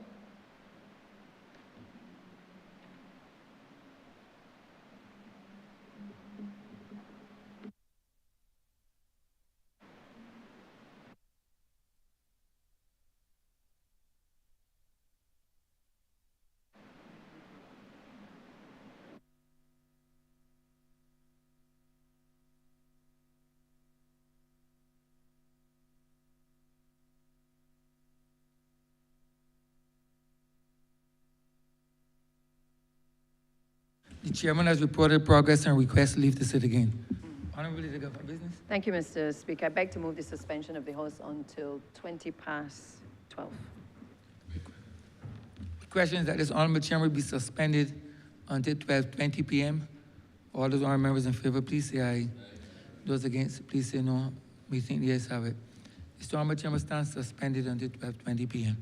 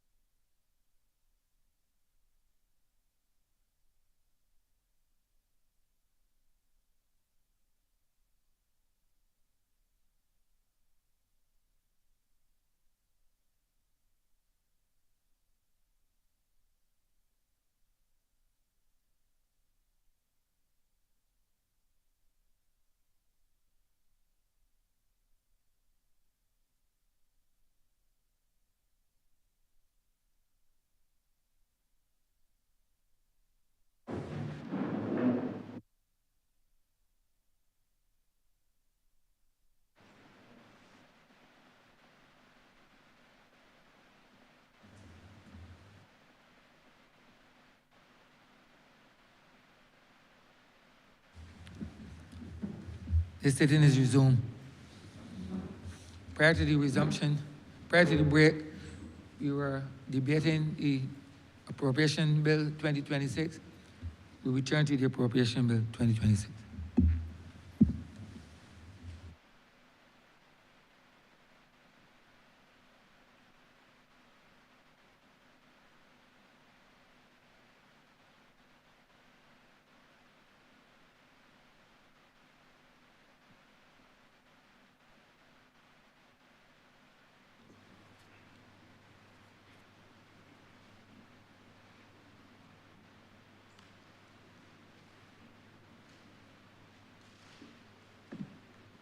This Honourable House is now in Standing Finance Committee.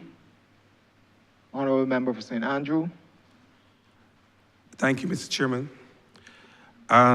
Firstly, I would want to thank the Minister and his team for so clearly explaining to us the qualification criteria for the 20-year program. I believe we were told that being a first-time owner, 20 years of residence, and not owning any property in this country is part of the criteria. I'm thankful for that, because that would clarify for a number of my constituents, especially those in the Dean's Town housing area, who have been asking me for years if they qualify for that particular program. So I want to thank you for that. At least I know now exactly what to tell them. But my main questions this morning have to do with the issues that are faced by residents in the Scotland district. You would have mentioned land slippage. We have a number of houses in the White Hill area that were identified for relocation as far back as the 90s. And again, I believe it was 2017 and 2018, we also identified a number of houses that we would want relocated from in that Scotland district for the mere fact that they're impacted heavily by land slippage, which is something that we've wrestled with in the Scotland district for a number of years. But just like our road infrastructure and our bridge infrastructure, we're seeing now with the impact of the climate crisis and perhaps some other factors that may be more to do with the disposal of the sewage, we are seeing a number of houses now cracking and falling, not only in White Hill, but also in Chalky Mount, where we have a number of houses out there that are also starting to slip into the gully, literally slip into the gully. What I would want to know, Minister, what are your plans for treating to these houses, especially those in the Scotland district? I'm sure my colleague from over in St. Joseph have a similar challenge, especially in Spa Hill and those places where we have seen land slippage in the past couple of months. What are the plans in the ministry to treat this particular problem as peculiar, in many cases, to the Scotland district?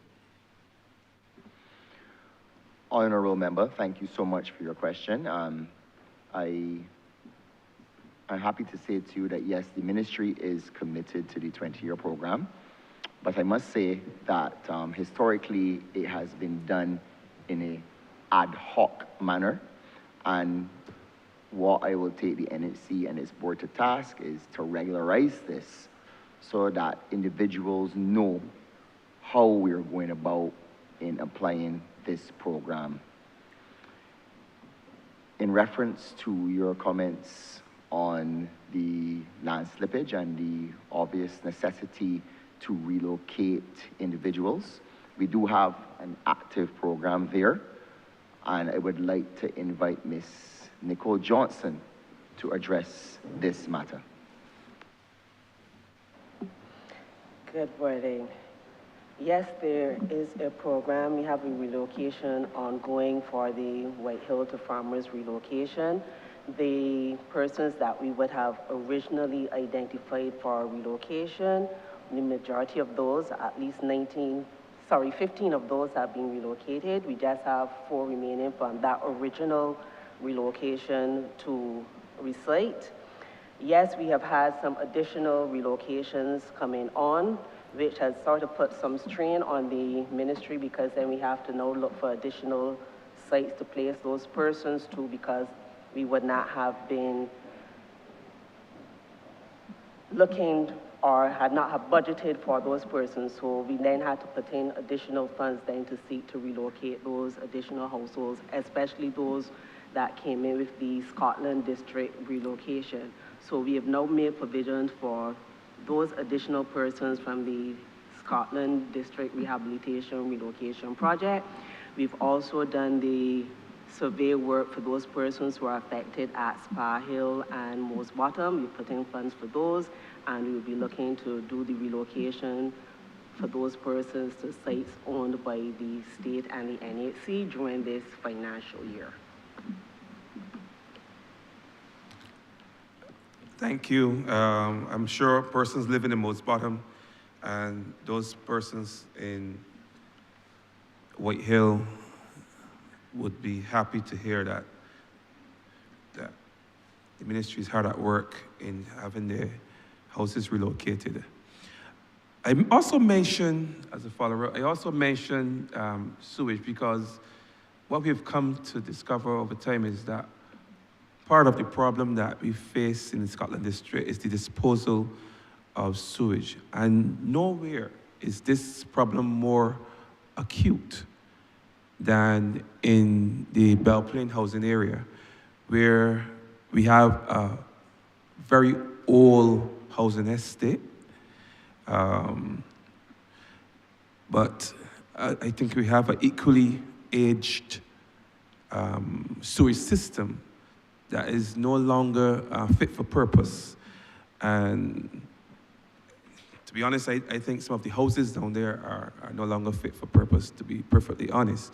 So if you can tell me what are the plans in the ministry to address not only the sewage situation that we have in the Belle Plaine housing area, but also perhaps some of these older housing estates where Honourable member, that is a new question. It is a new question, honourable member. You are not permitted to ask it now. You will yield and come back to the question.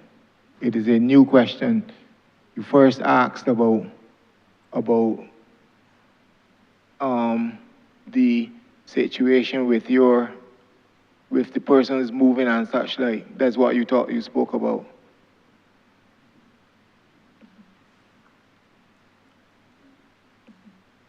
Honourable member for St. James South. Thank you very much, Chair, and good morning to the team from the Ministry of Housing. I know that you have a challenging task and you try your best with the limited resources that are available to you to be able to service the needs of an entire country.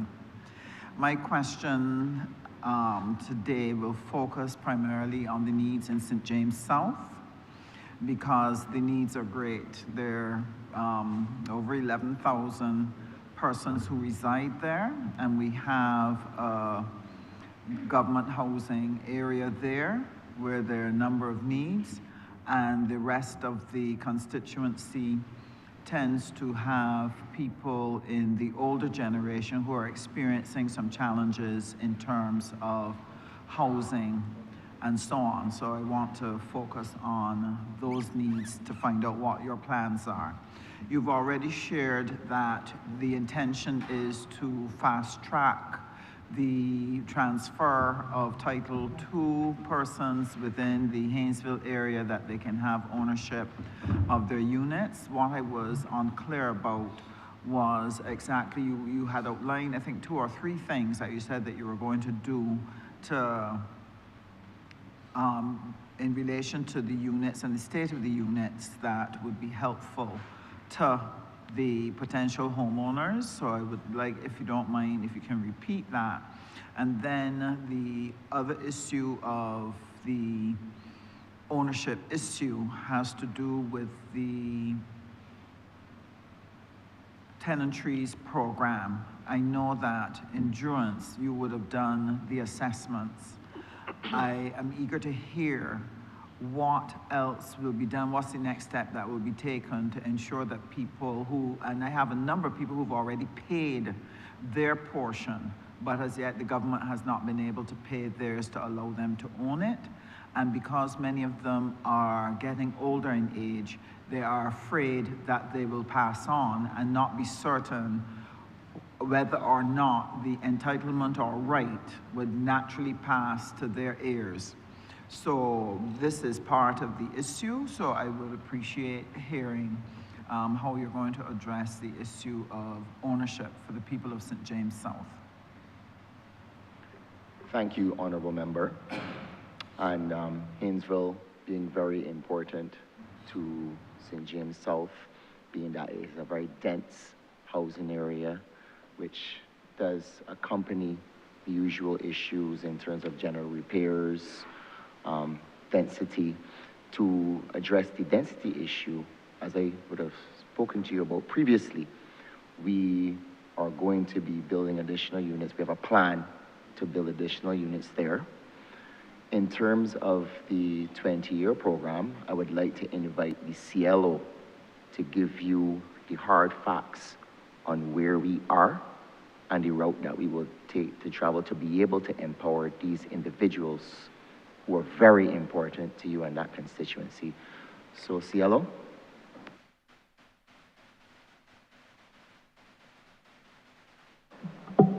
Thank you. Haynesville. Haynesville is one of the next areas that will be in the second batch for where it's proposed that units will be transferred by an act of parliament. We're currently pulling all the necessary files. These will be instances where persons would have been issued the offer letter before stating that you qualify for the free transfer of the unit.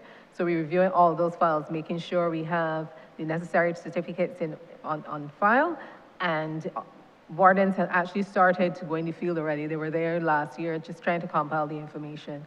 So within approximately 2 weeks or so, we will have a pretty good idea as to where we are with Haynesville in terms of further transferring, preparing that list to, for the transfer of the units. So at this stage, I can't give you the specific number, but suffice it to say it is being worked on. Now, part of the challenge associated with the transfer of the units are the issues pertaining to the sewage. And I know that there have been issues, you've experienced issues with people building and presenting a challenge now where the building, the extension now sits over a well and things like that. And I believe the issue of sharing the wells, the issue of the firewalls and so on, all of these have been challenges to this process. I just want to know what progress you are making and when can the people of Haynesville look forward to some resolution on those matters so that we have a very smooth, relatively trouble-free transition to ownership.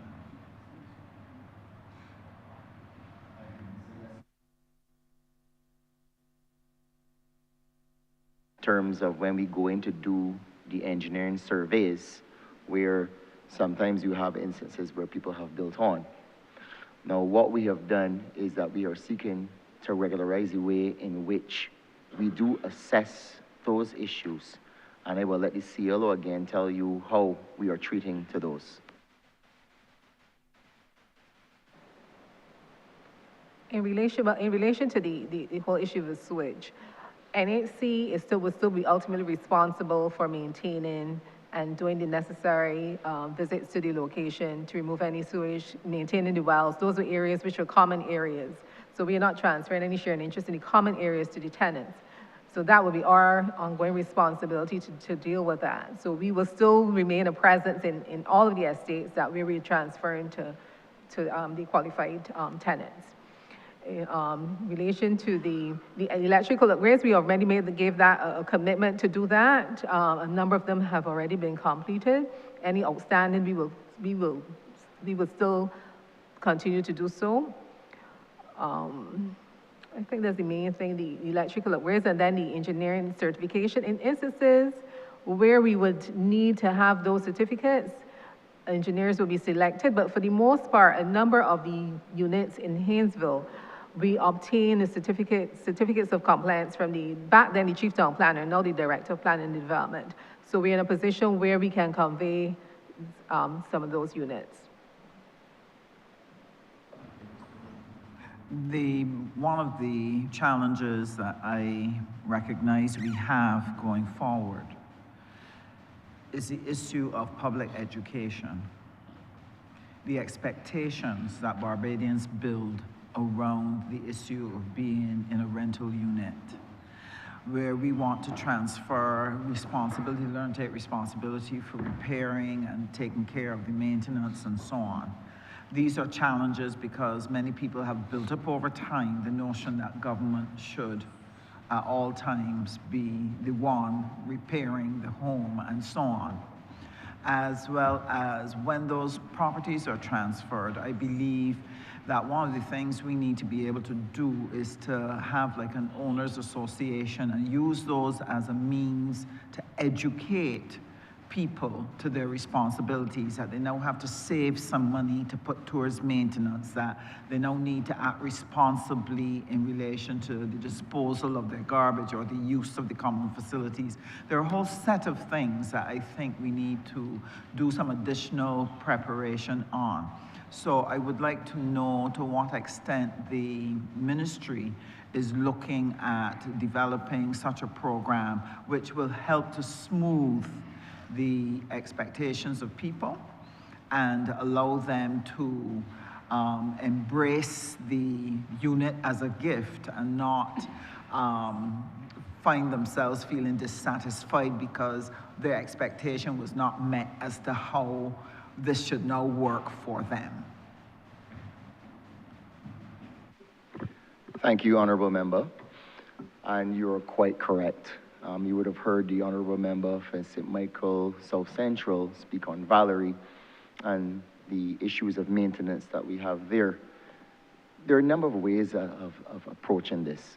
And one of the things that the ministry through the NHC is looking at is in this general repair and beautification drive, what we will be seeking to doing is looking to see how we can bring on some of the young people in those specific areas. So in Haynesville, for instance, Honourable Member, we will be partnering with you to see how we can bring on some young people in that area that we can bring on the program to beautify, landscape, maybe learn a skill from a leader in the area who is a bit more experienced and wise. And our experience with this is that when you bring on people who have some connection to the area, they will then, in essence, treat those places with more respect. And we will have the added benefit of transferring skills to young people in that area. So I've spoken to the general manager, and I will have the conversation with the board, where we'll look to also empower these young people in these areas so that we can have not only just a transfer of skills, which you would appreciate in your capacity as minister, but also have them have a tethering to the area where they can respect the facilities a bit more. So that is a program that we will be working on as well. Now, in relation to public education, most certainly this is a worthwhile endeavor, and we will look at ways that we can not just say, here you go, here's the title, and what comes next. It's a responsibility that you have to maintain these surroundings. So all of these are very worthwhile things that we will look into, and I thank you for that suggestion, Honourable Member.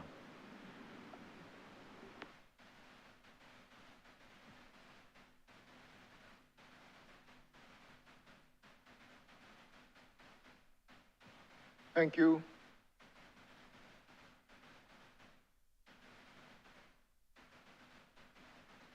Honourable Member for St. John. Thank you, Chair. Good afternoon, Honourable Minister, to you and your team. My question is in relation to the whole project at Pool. The truth is that I'm tired of saying I don't know. So I'm seeking some answers today in relation to one, the restart of this project and possible conclusion date. Now, note that this project was triggered by me in 2018. 8 years later, not a single house completed. So if I can have some information to share with my constituents in relation to when there will be a restart and a possible completion date, I would be happy. Thank you, Honourable Member, and I must first start by saying I'm glad it's you asking this question. So, in regards to Pool, I can say to you that there were some issues that existed there that we are actually addressing, some legal issues as it pertains to ownership of Pool, and that ultimately was the reason why it stalled. But I can say to you that we are going to restart this project. I'm hoping for Q1 next year. Once we have resolved these issues, you can hold my feet to the fire, Honourable Member, that we will restart Pool. But once we have gotten over these issues, which we are currently addressing, one is the issue of ownership, and the other is the issue of a contract that was entered into that was not amenable to that project being continued to make any sort of gains or money. So once we have resolved those issues, which you have the assurance from me that we will restart that project under your tenure as the Honourable Member from St. John, and I feel very good to say that. Minister, I was told that this project would have been restarted a year ago, February 2025.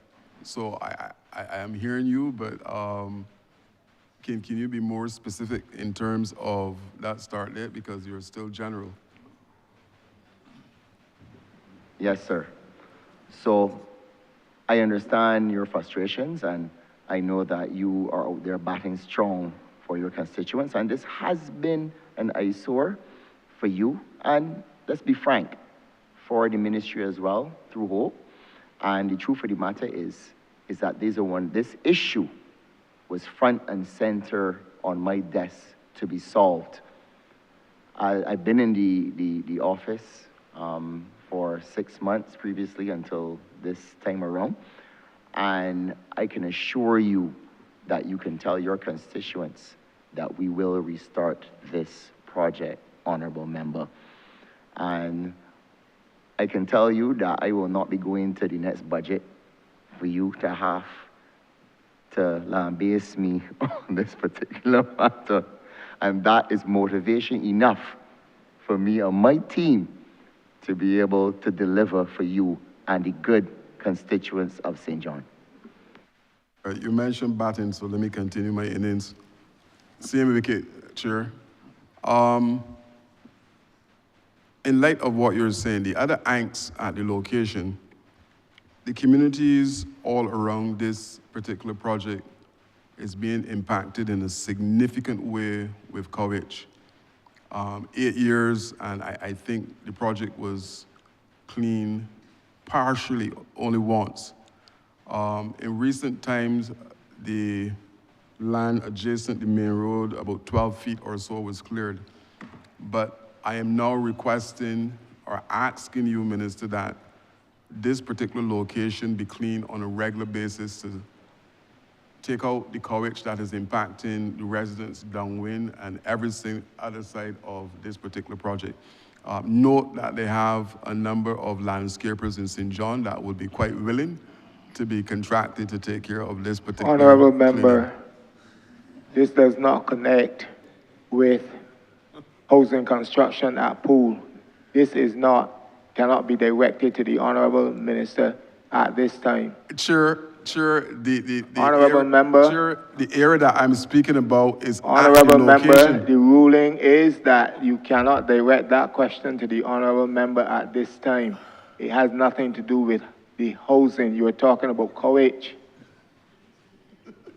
The Coach is in the housing project, Chair. Honourable Member, do you have a follow-up So noted. question? I yield back, Chair.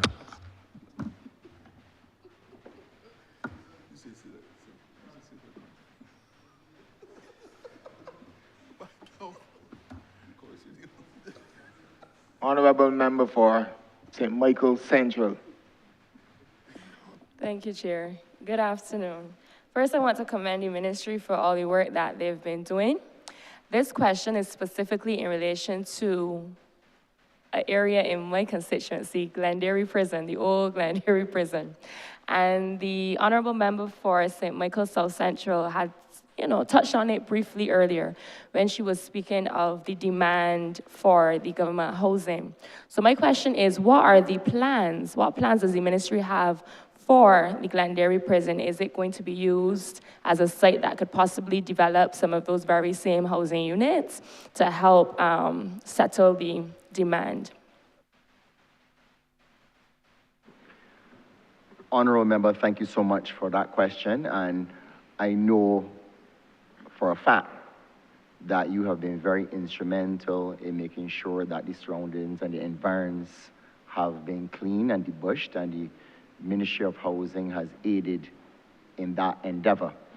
In terms of Glenderry and future plans, that property is actually vested in the Barbados Tourism Investment, Inc. And you are fortunate that I was associated with that company in a previous life. So I do know that there are significant plans for Glenderry in terms of a facility which would include a museum, restaurants, shopping, which would greatly enhance your community and your constituency by bringing employment and enfranchisement for people in those communities. Right now, the ministry's purpose is essentially to make sure that it is clean, devoid of coach and bees' nests and such things like that. But I am pretty certain that there are big plans for Glenderry. This is a follow-up question in relation to the same demand for housing units. I heard mention of a plan for 5,000 houses in the next 5 years, but how many of those houses have actually been built thus far? And then if not many of them have been built, can the ministry give us a figure in terms of how soon we can expect at least a great majority of those houses to be built?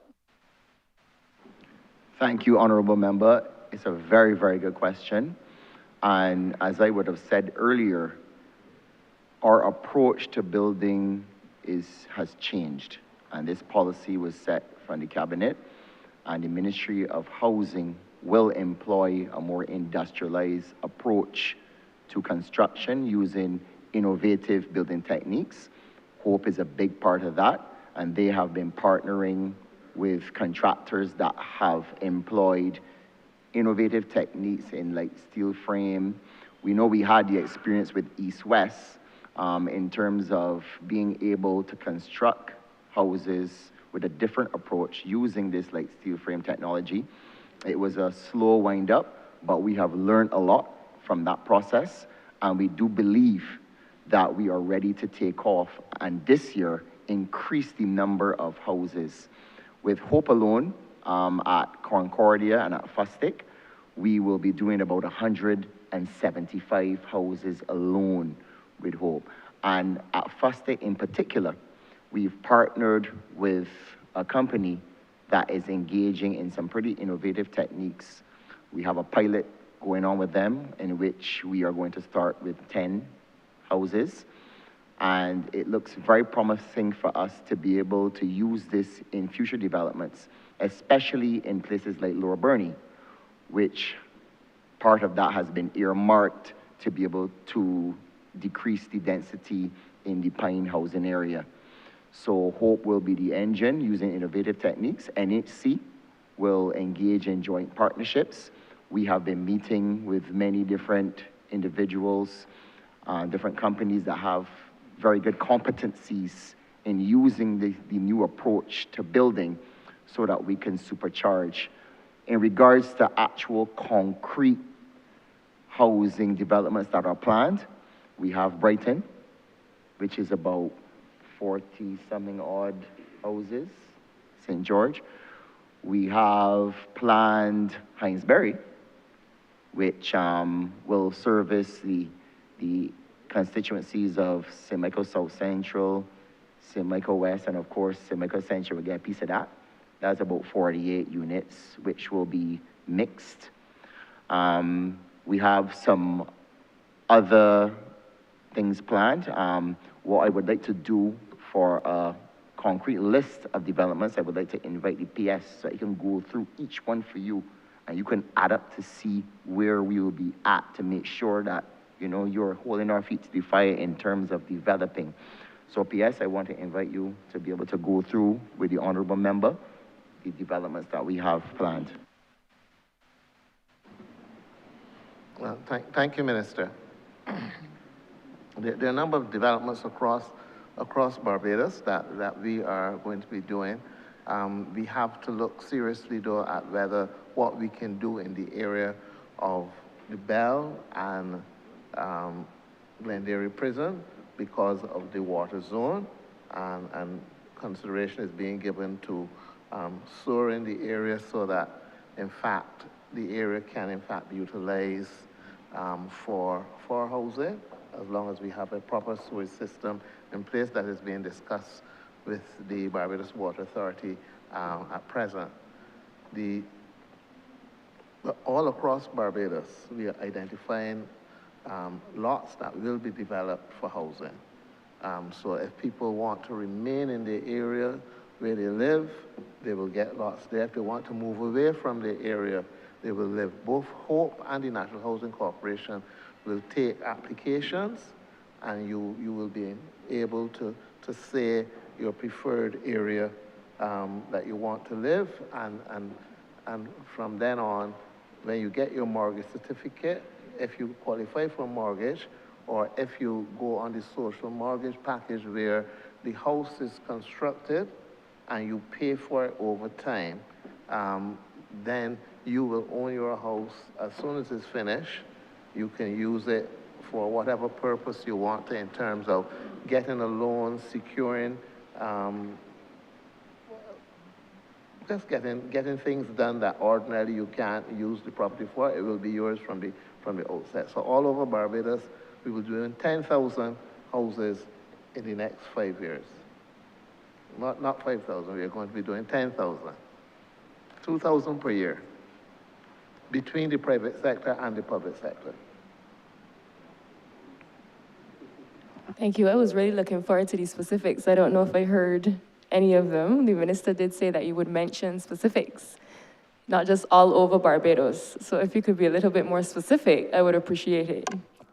I would like, Minister, to hand over to Mr. Raymond Lord, who has got 35 or so applications at town planning at the different areas, so he can say exactly what is happening at those sites.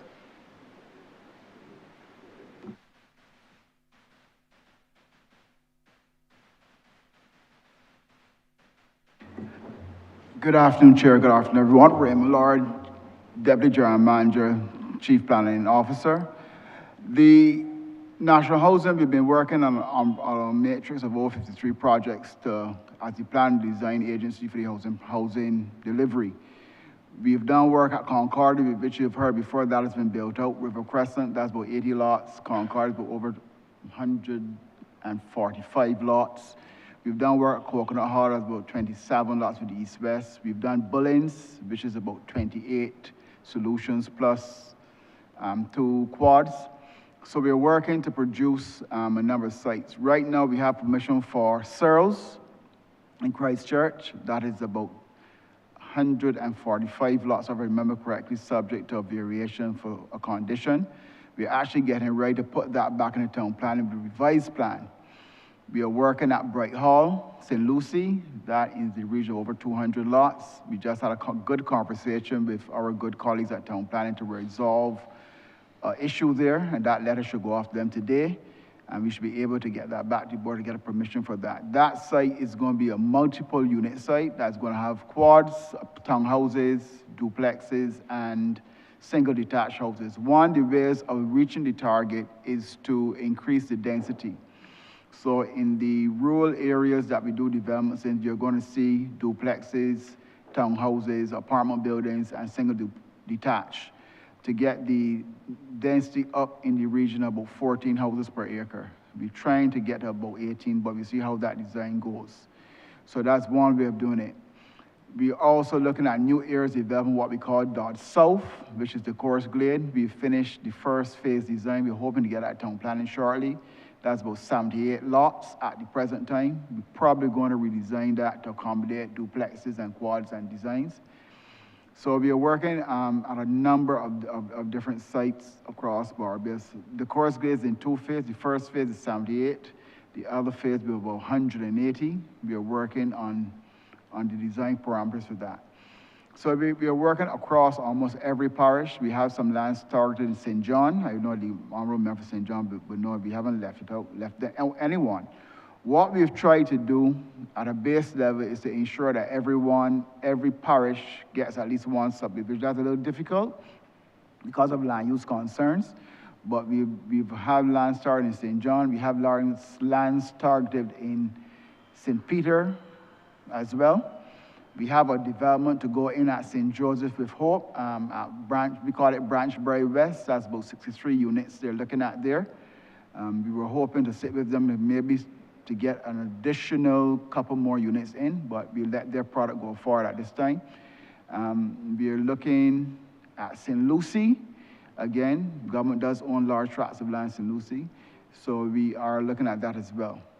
In the urban area, we have gone back again to the derelict housing program as maybe one of our solutions, where we can extract those lots that are derelict and put them in using a particular type of legal instrument and economic instrument to make them available for housing. Again, not using the Acquisition Act, but using with the PS1, his very, very creative ideas to see what agreements we can come to. So there are approximately, we suspect, in the region, we've seen an account in the urban area about almost 1,000 derelict notices, not to say that we have derelict lots. We think if we can extract 300 of those, we can really hit the ground and do some soft housing solutions, working with the RUDC. We've been partnering with them to do that. Again, that requires a particular type of legal instrument to do, that we are doing the planning first and then come to the legal instrument after, just to identify and to work. So we are looking at some other lands through planning gains. We have planning gains at Guinea. Well, I shouldn't say that again. We'll be working through that planning gain, through the planning system to do planning gains. So there's a potential for one at Guinea. We've already had access to the plot. We're just waiting for that to be finalized. That is the region of over 100 lots we'll get there. So we are working across the island to do the planning, do the design infrastructure, access the funding with hope, and do the building. It is taking us a bit of a time because, as you know, we are still working through out of a program into development. So we're working through the HCF and other things like that to see how we get it done.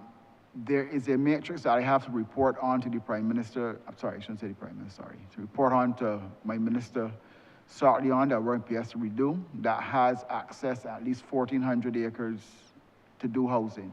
We've had to pull back some because of discussion with agriculture, but we're working on it to get that done. Again, we're working at two levels. One, rural areas, Searles and that area.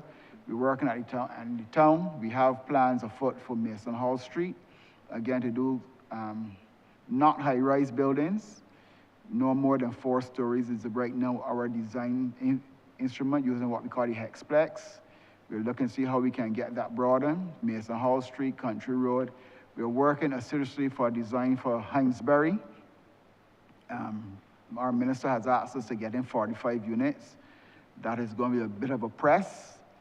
And to keep it light, airy, affable, green, as opposed to some of the other things we've done in the city. So we are working to get the design right. So we're doing both urban and rural, partner of our UDC colleagues to do a lot of different things. We've settled in the city on the Hexplex, which goes to 3 stories. I'm hoping that we can get some additional lands at Mason Hall Street, and I'll stop here shortly, to extend that, because there's a little challenge with the taller buildings, the 4-story clusters. There are a bit of social components you have to remember when you do these buildings now, and the environmental constraints.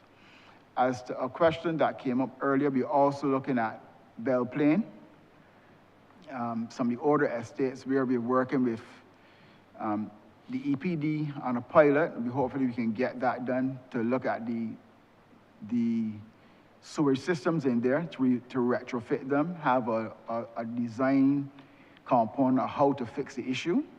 And then there's a parcel of land at Shorey Village that we hope to take whatever is the pilot from that solution to go before we go to Shorey Village, which has a similar geologic makeup, to take that pilot, that study, that design implement to go to Shorey Village to put in about 50 houses. We are trying to work with every single, I don't want to say constituency, every single parish to deliver housing solutions for everyone in the context of agricultural lands not being taken out, and in the context of getting density up. So with that even in mind, we've even piloted with agriculture to do a homesteading project for agriculture. We've actually sent out the feeders. So we're working right across the island at different levels, different scopes to have that done. The major project that we have to deal with, and hopefully the ministry will deal with that for us shortly, is the Lower Burning project, which is to impact a number of people. That is 40 acres, 20 allocated to Hope, 20 to us for joint ventures and other policies. Now we are working through the infrastructure procurement process for that, and hopefully we can get that resolved and we have planning permission in place so that everything's in place. So we're hoping to get all those projects done. There's been a lot of planning.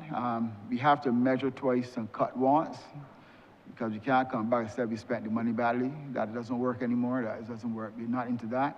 So we have to look at those areas. So we've done in the region of planning for almost, I think there are 15 major sites listed in the document that we've looked at, in excess of over 2,000 lots. So we hope, we should, when we get through the planning process, the design process will hope the counting the numbers, getting them right, we should be able to start the delivery process again.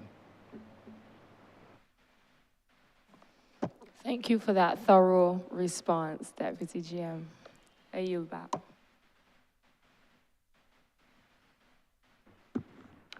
Mr. Chair, I beg to move that you do not report progress to His Honor the Speaker and beg leave to sit again. Beg second it. The question is that they do no report progress to His Honor the Speaker and beg for leave to sit again. All honorable members in favor, say aye. Honorable members against, say no. Methinks the ayes have it.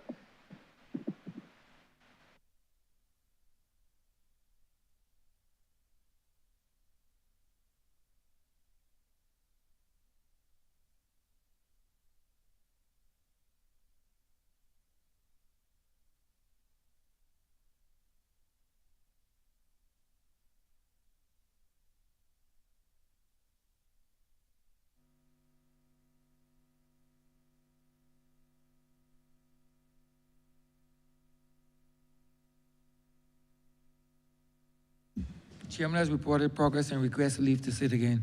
Honourable Leader, Government Business. Thank you, Mr. Speaker. I beg to move the suspension of the House until 2:30 p.m. The question is that this honourable chairman be suspended until 2:30 p.m.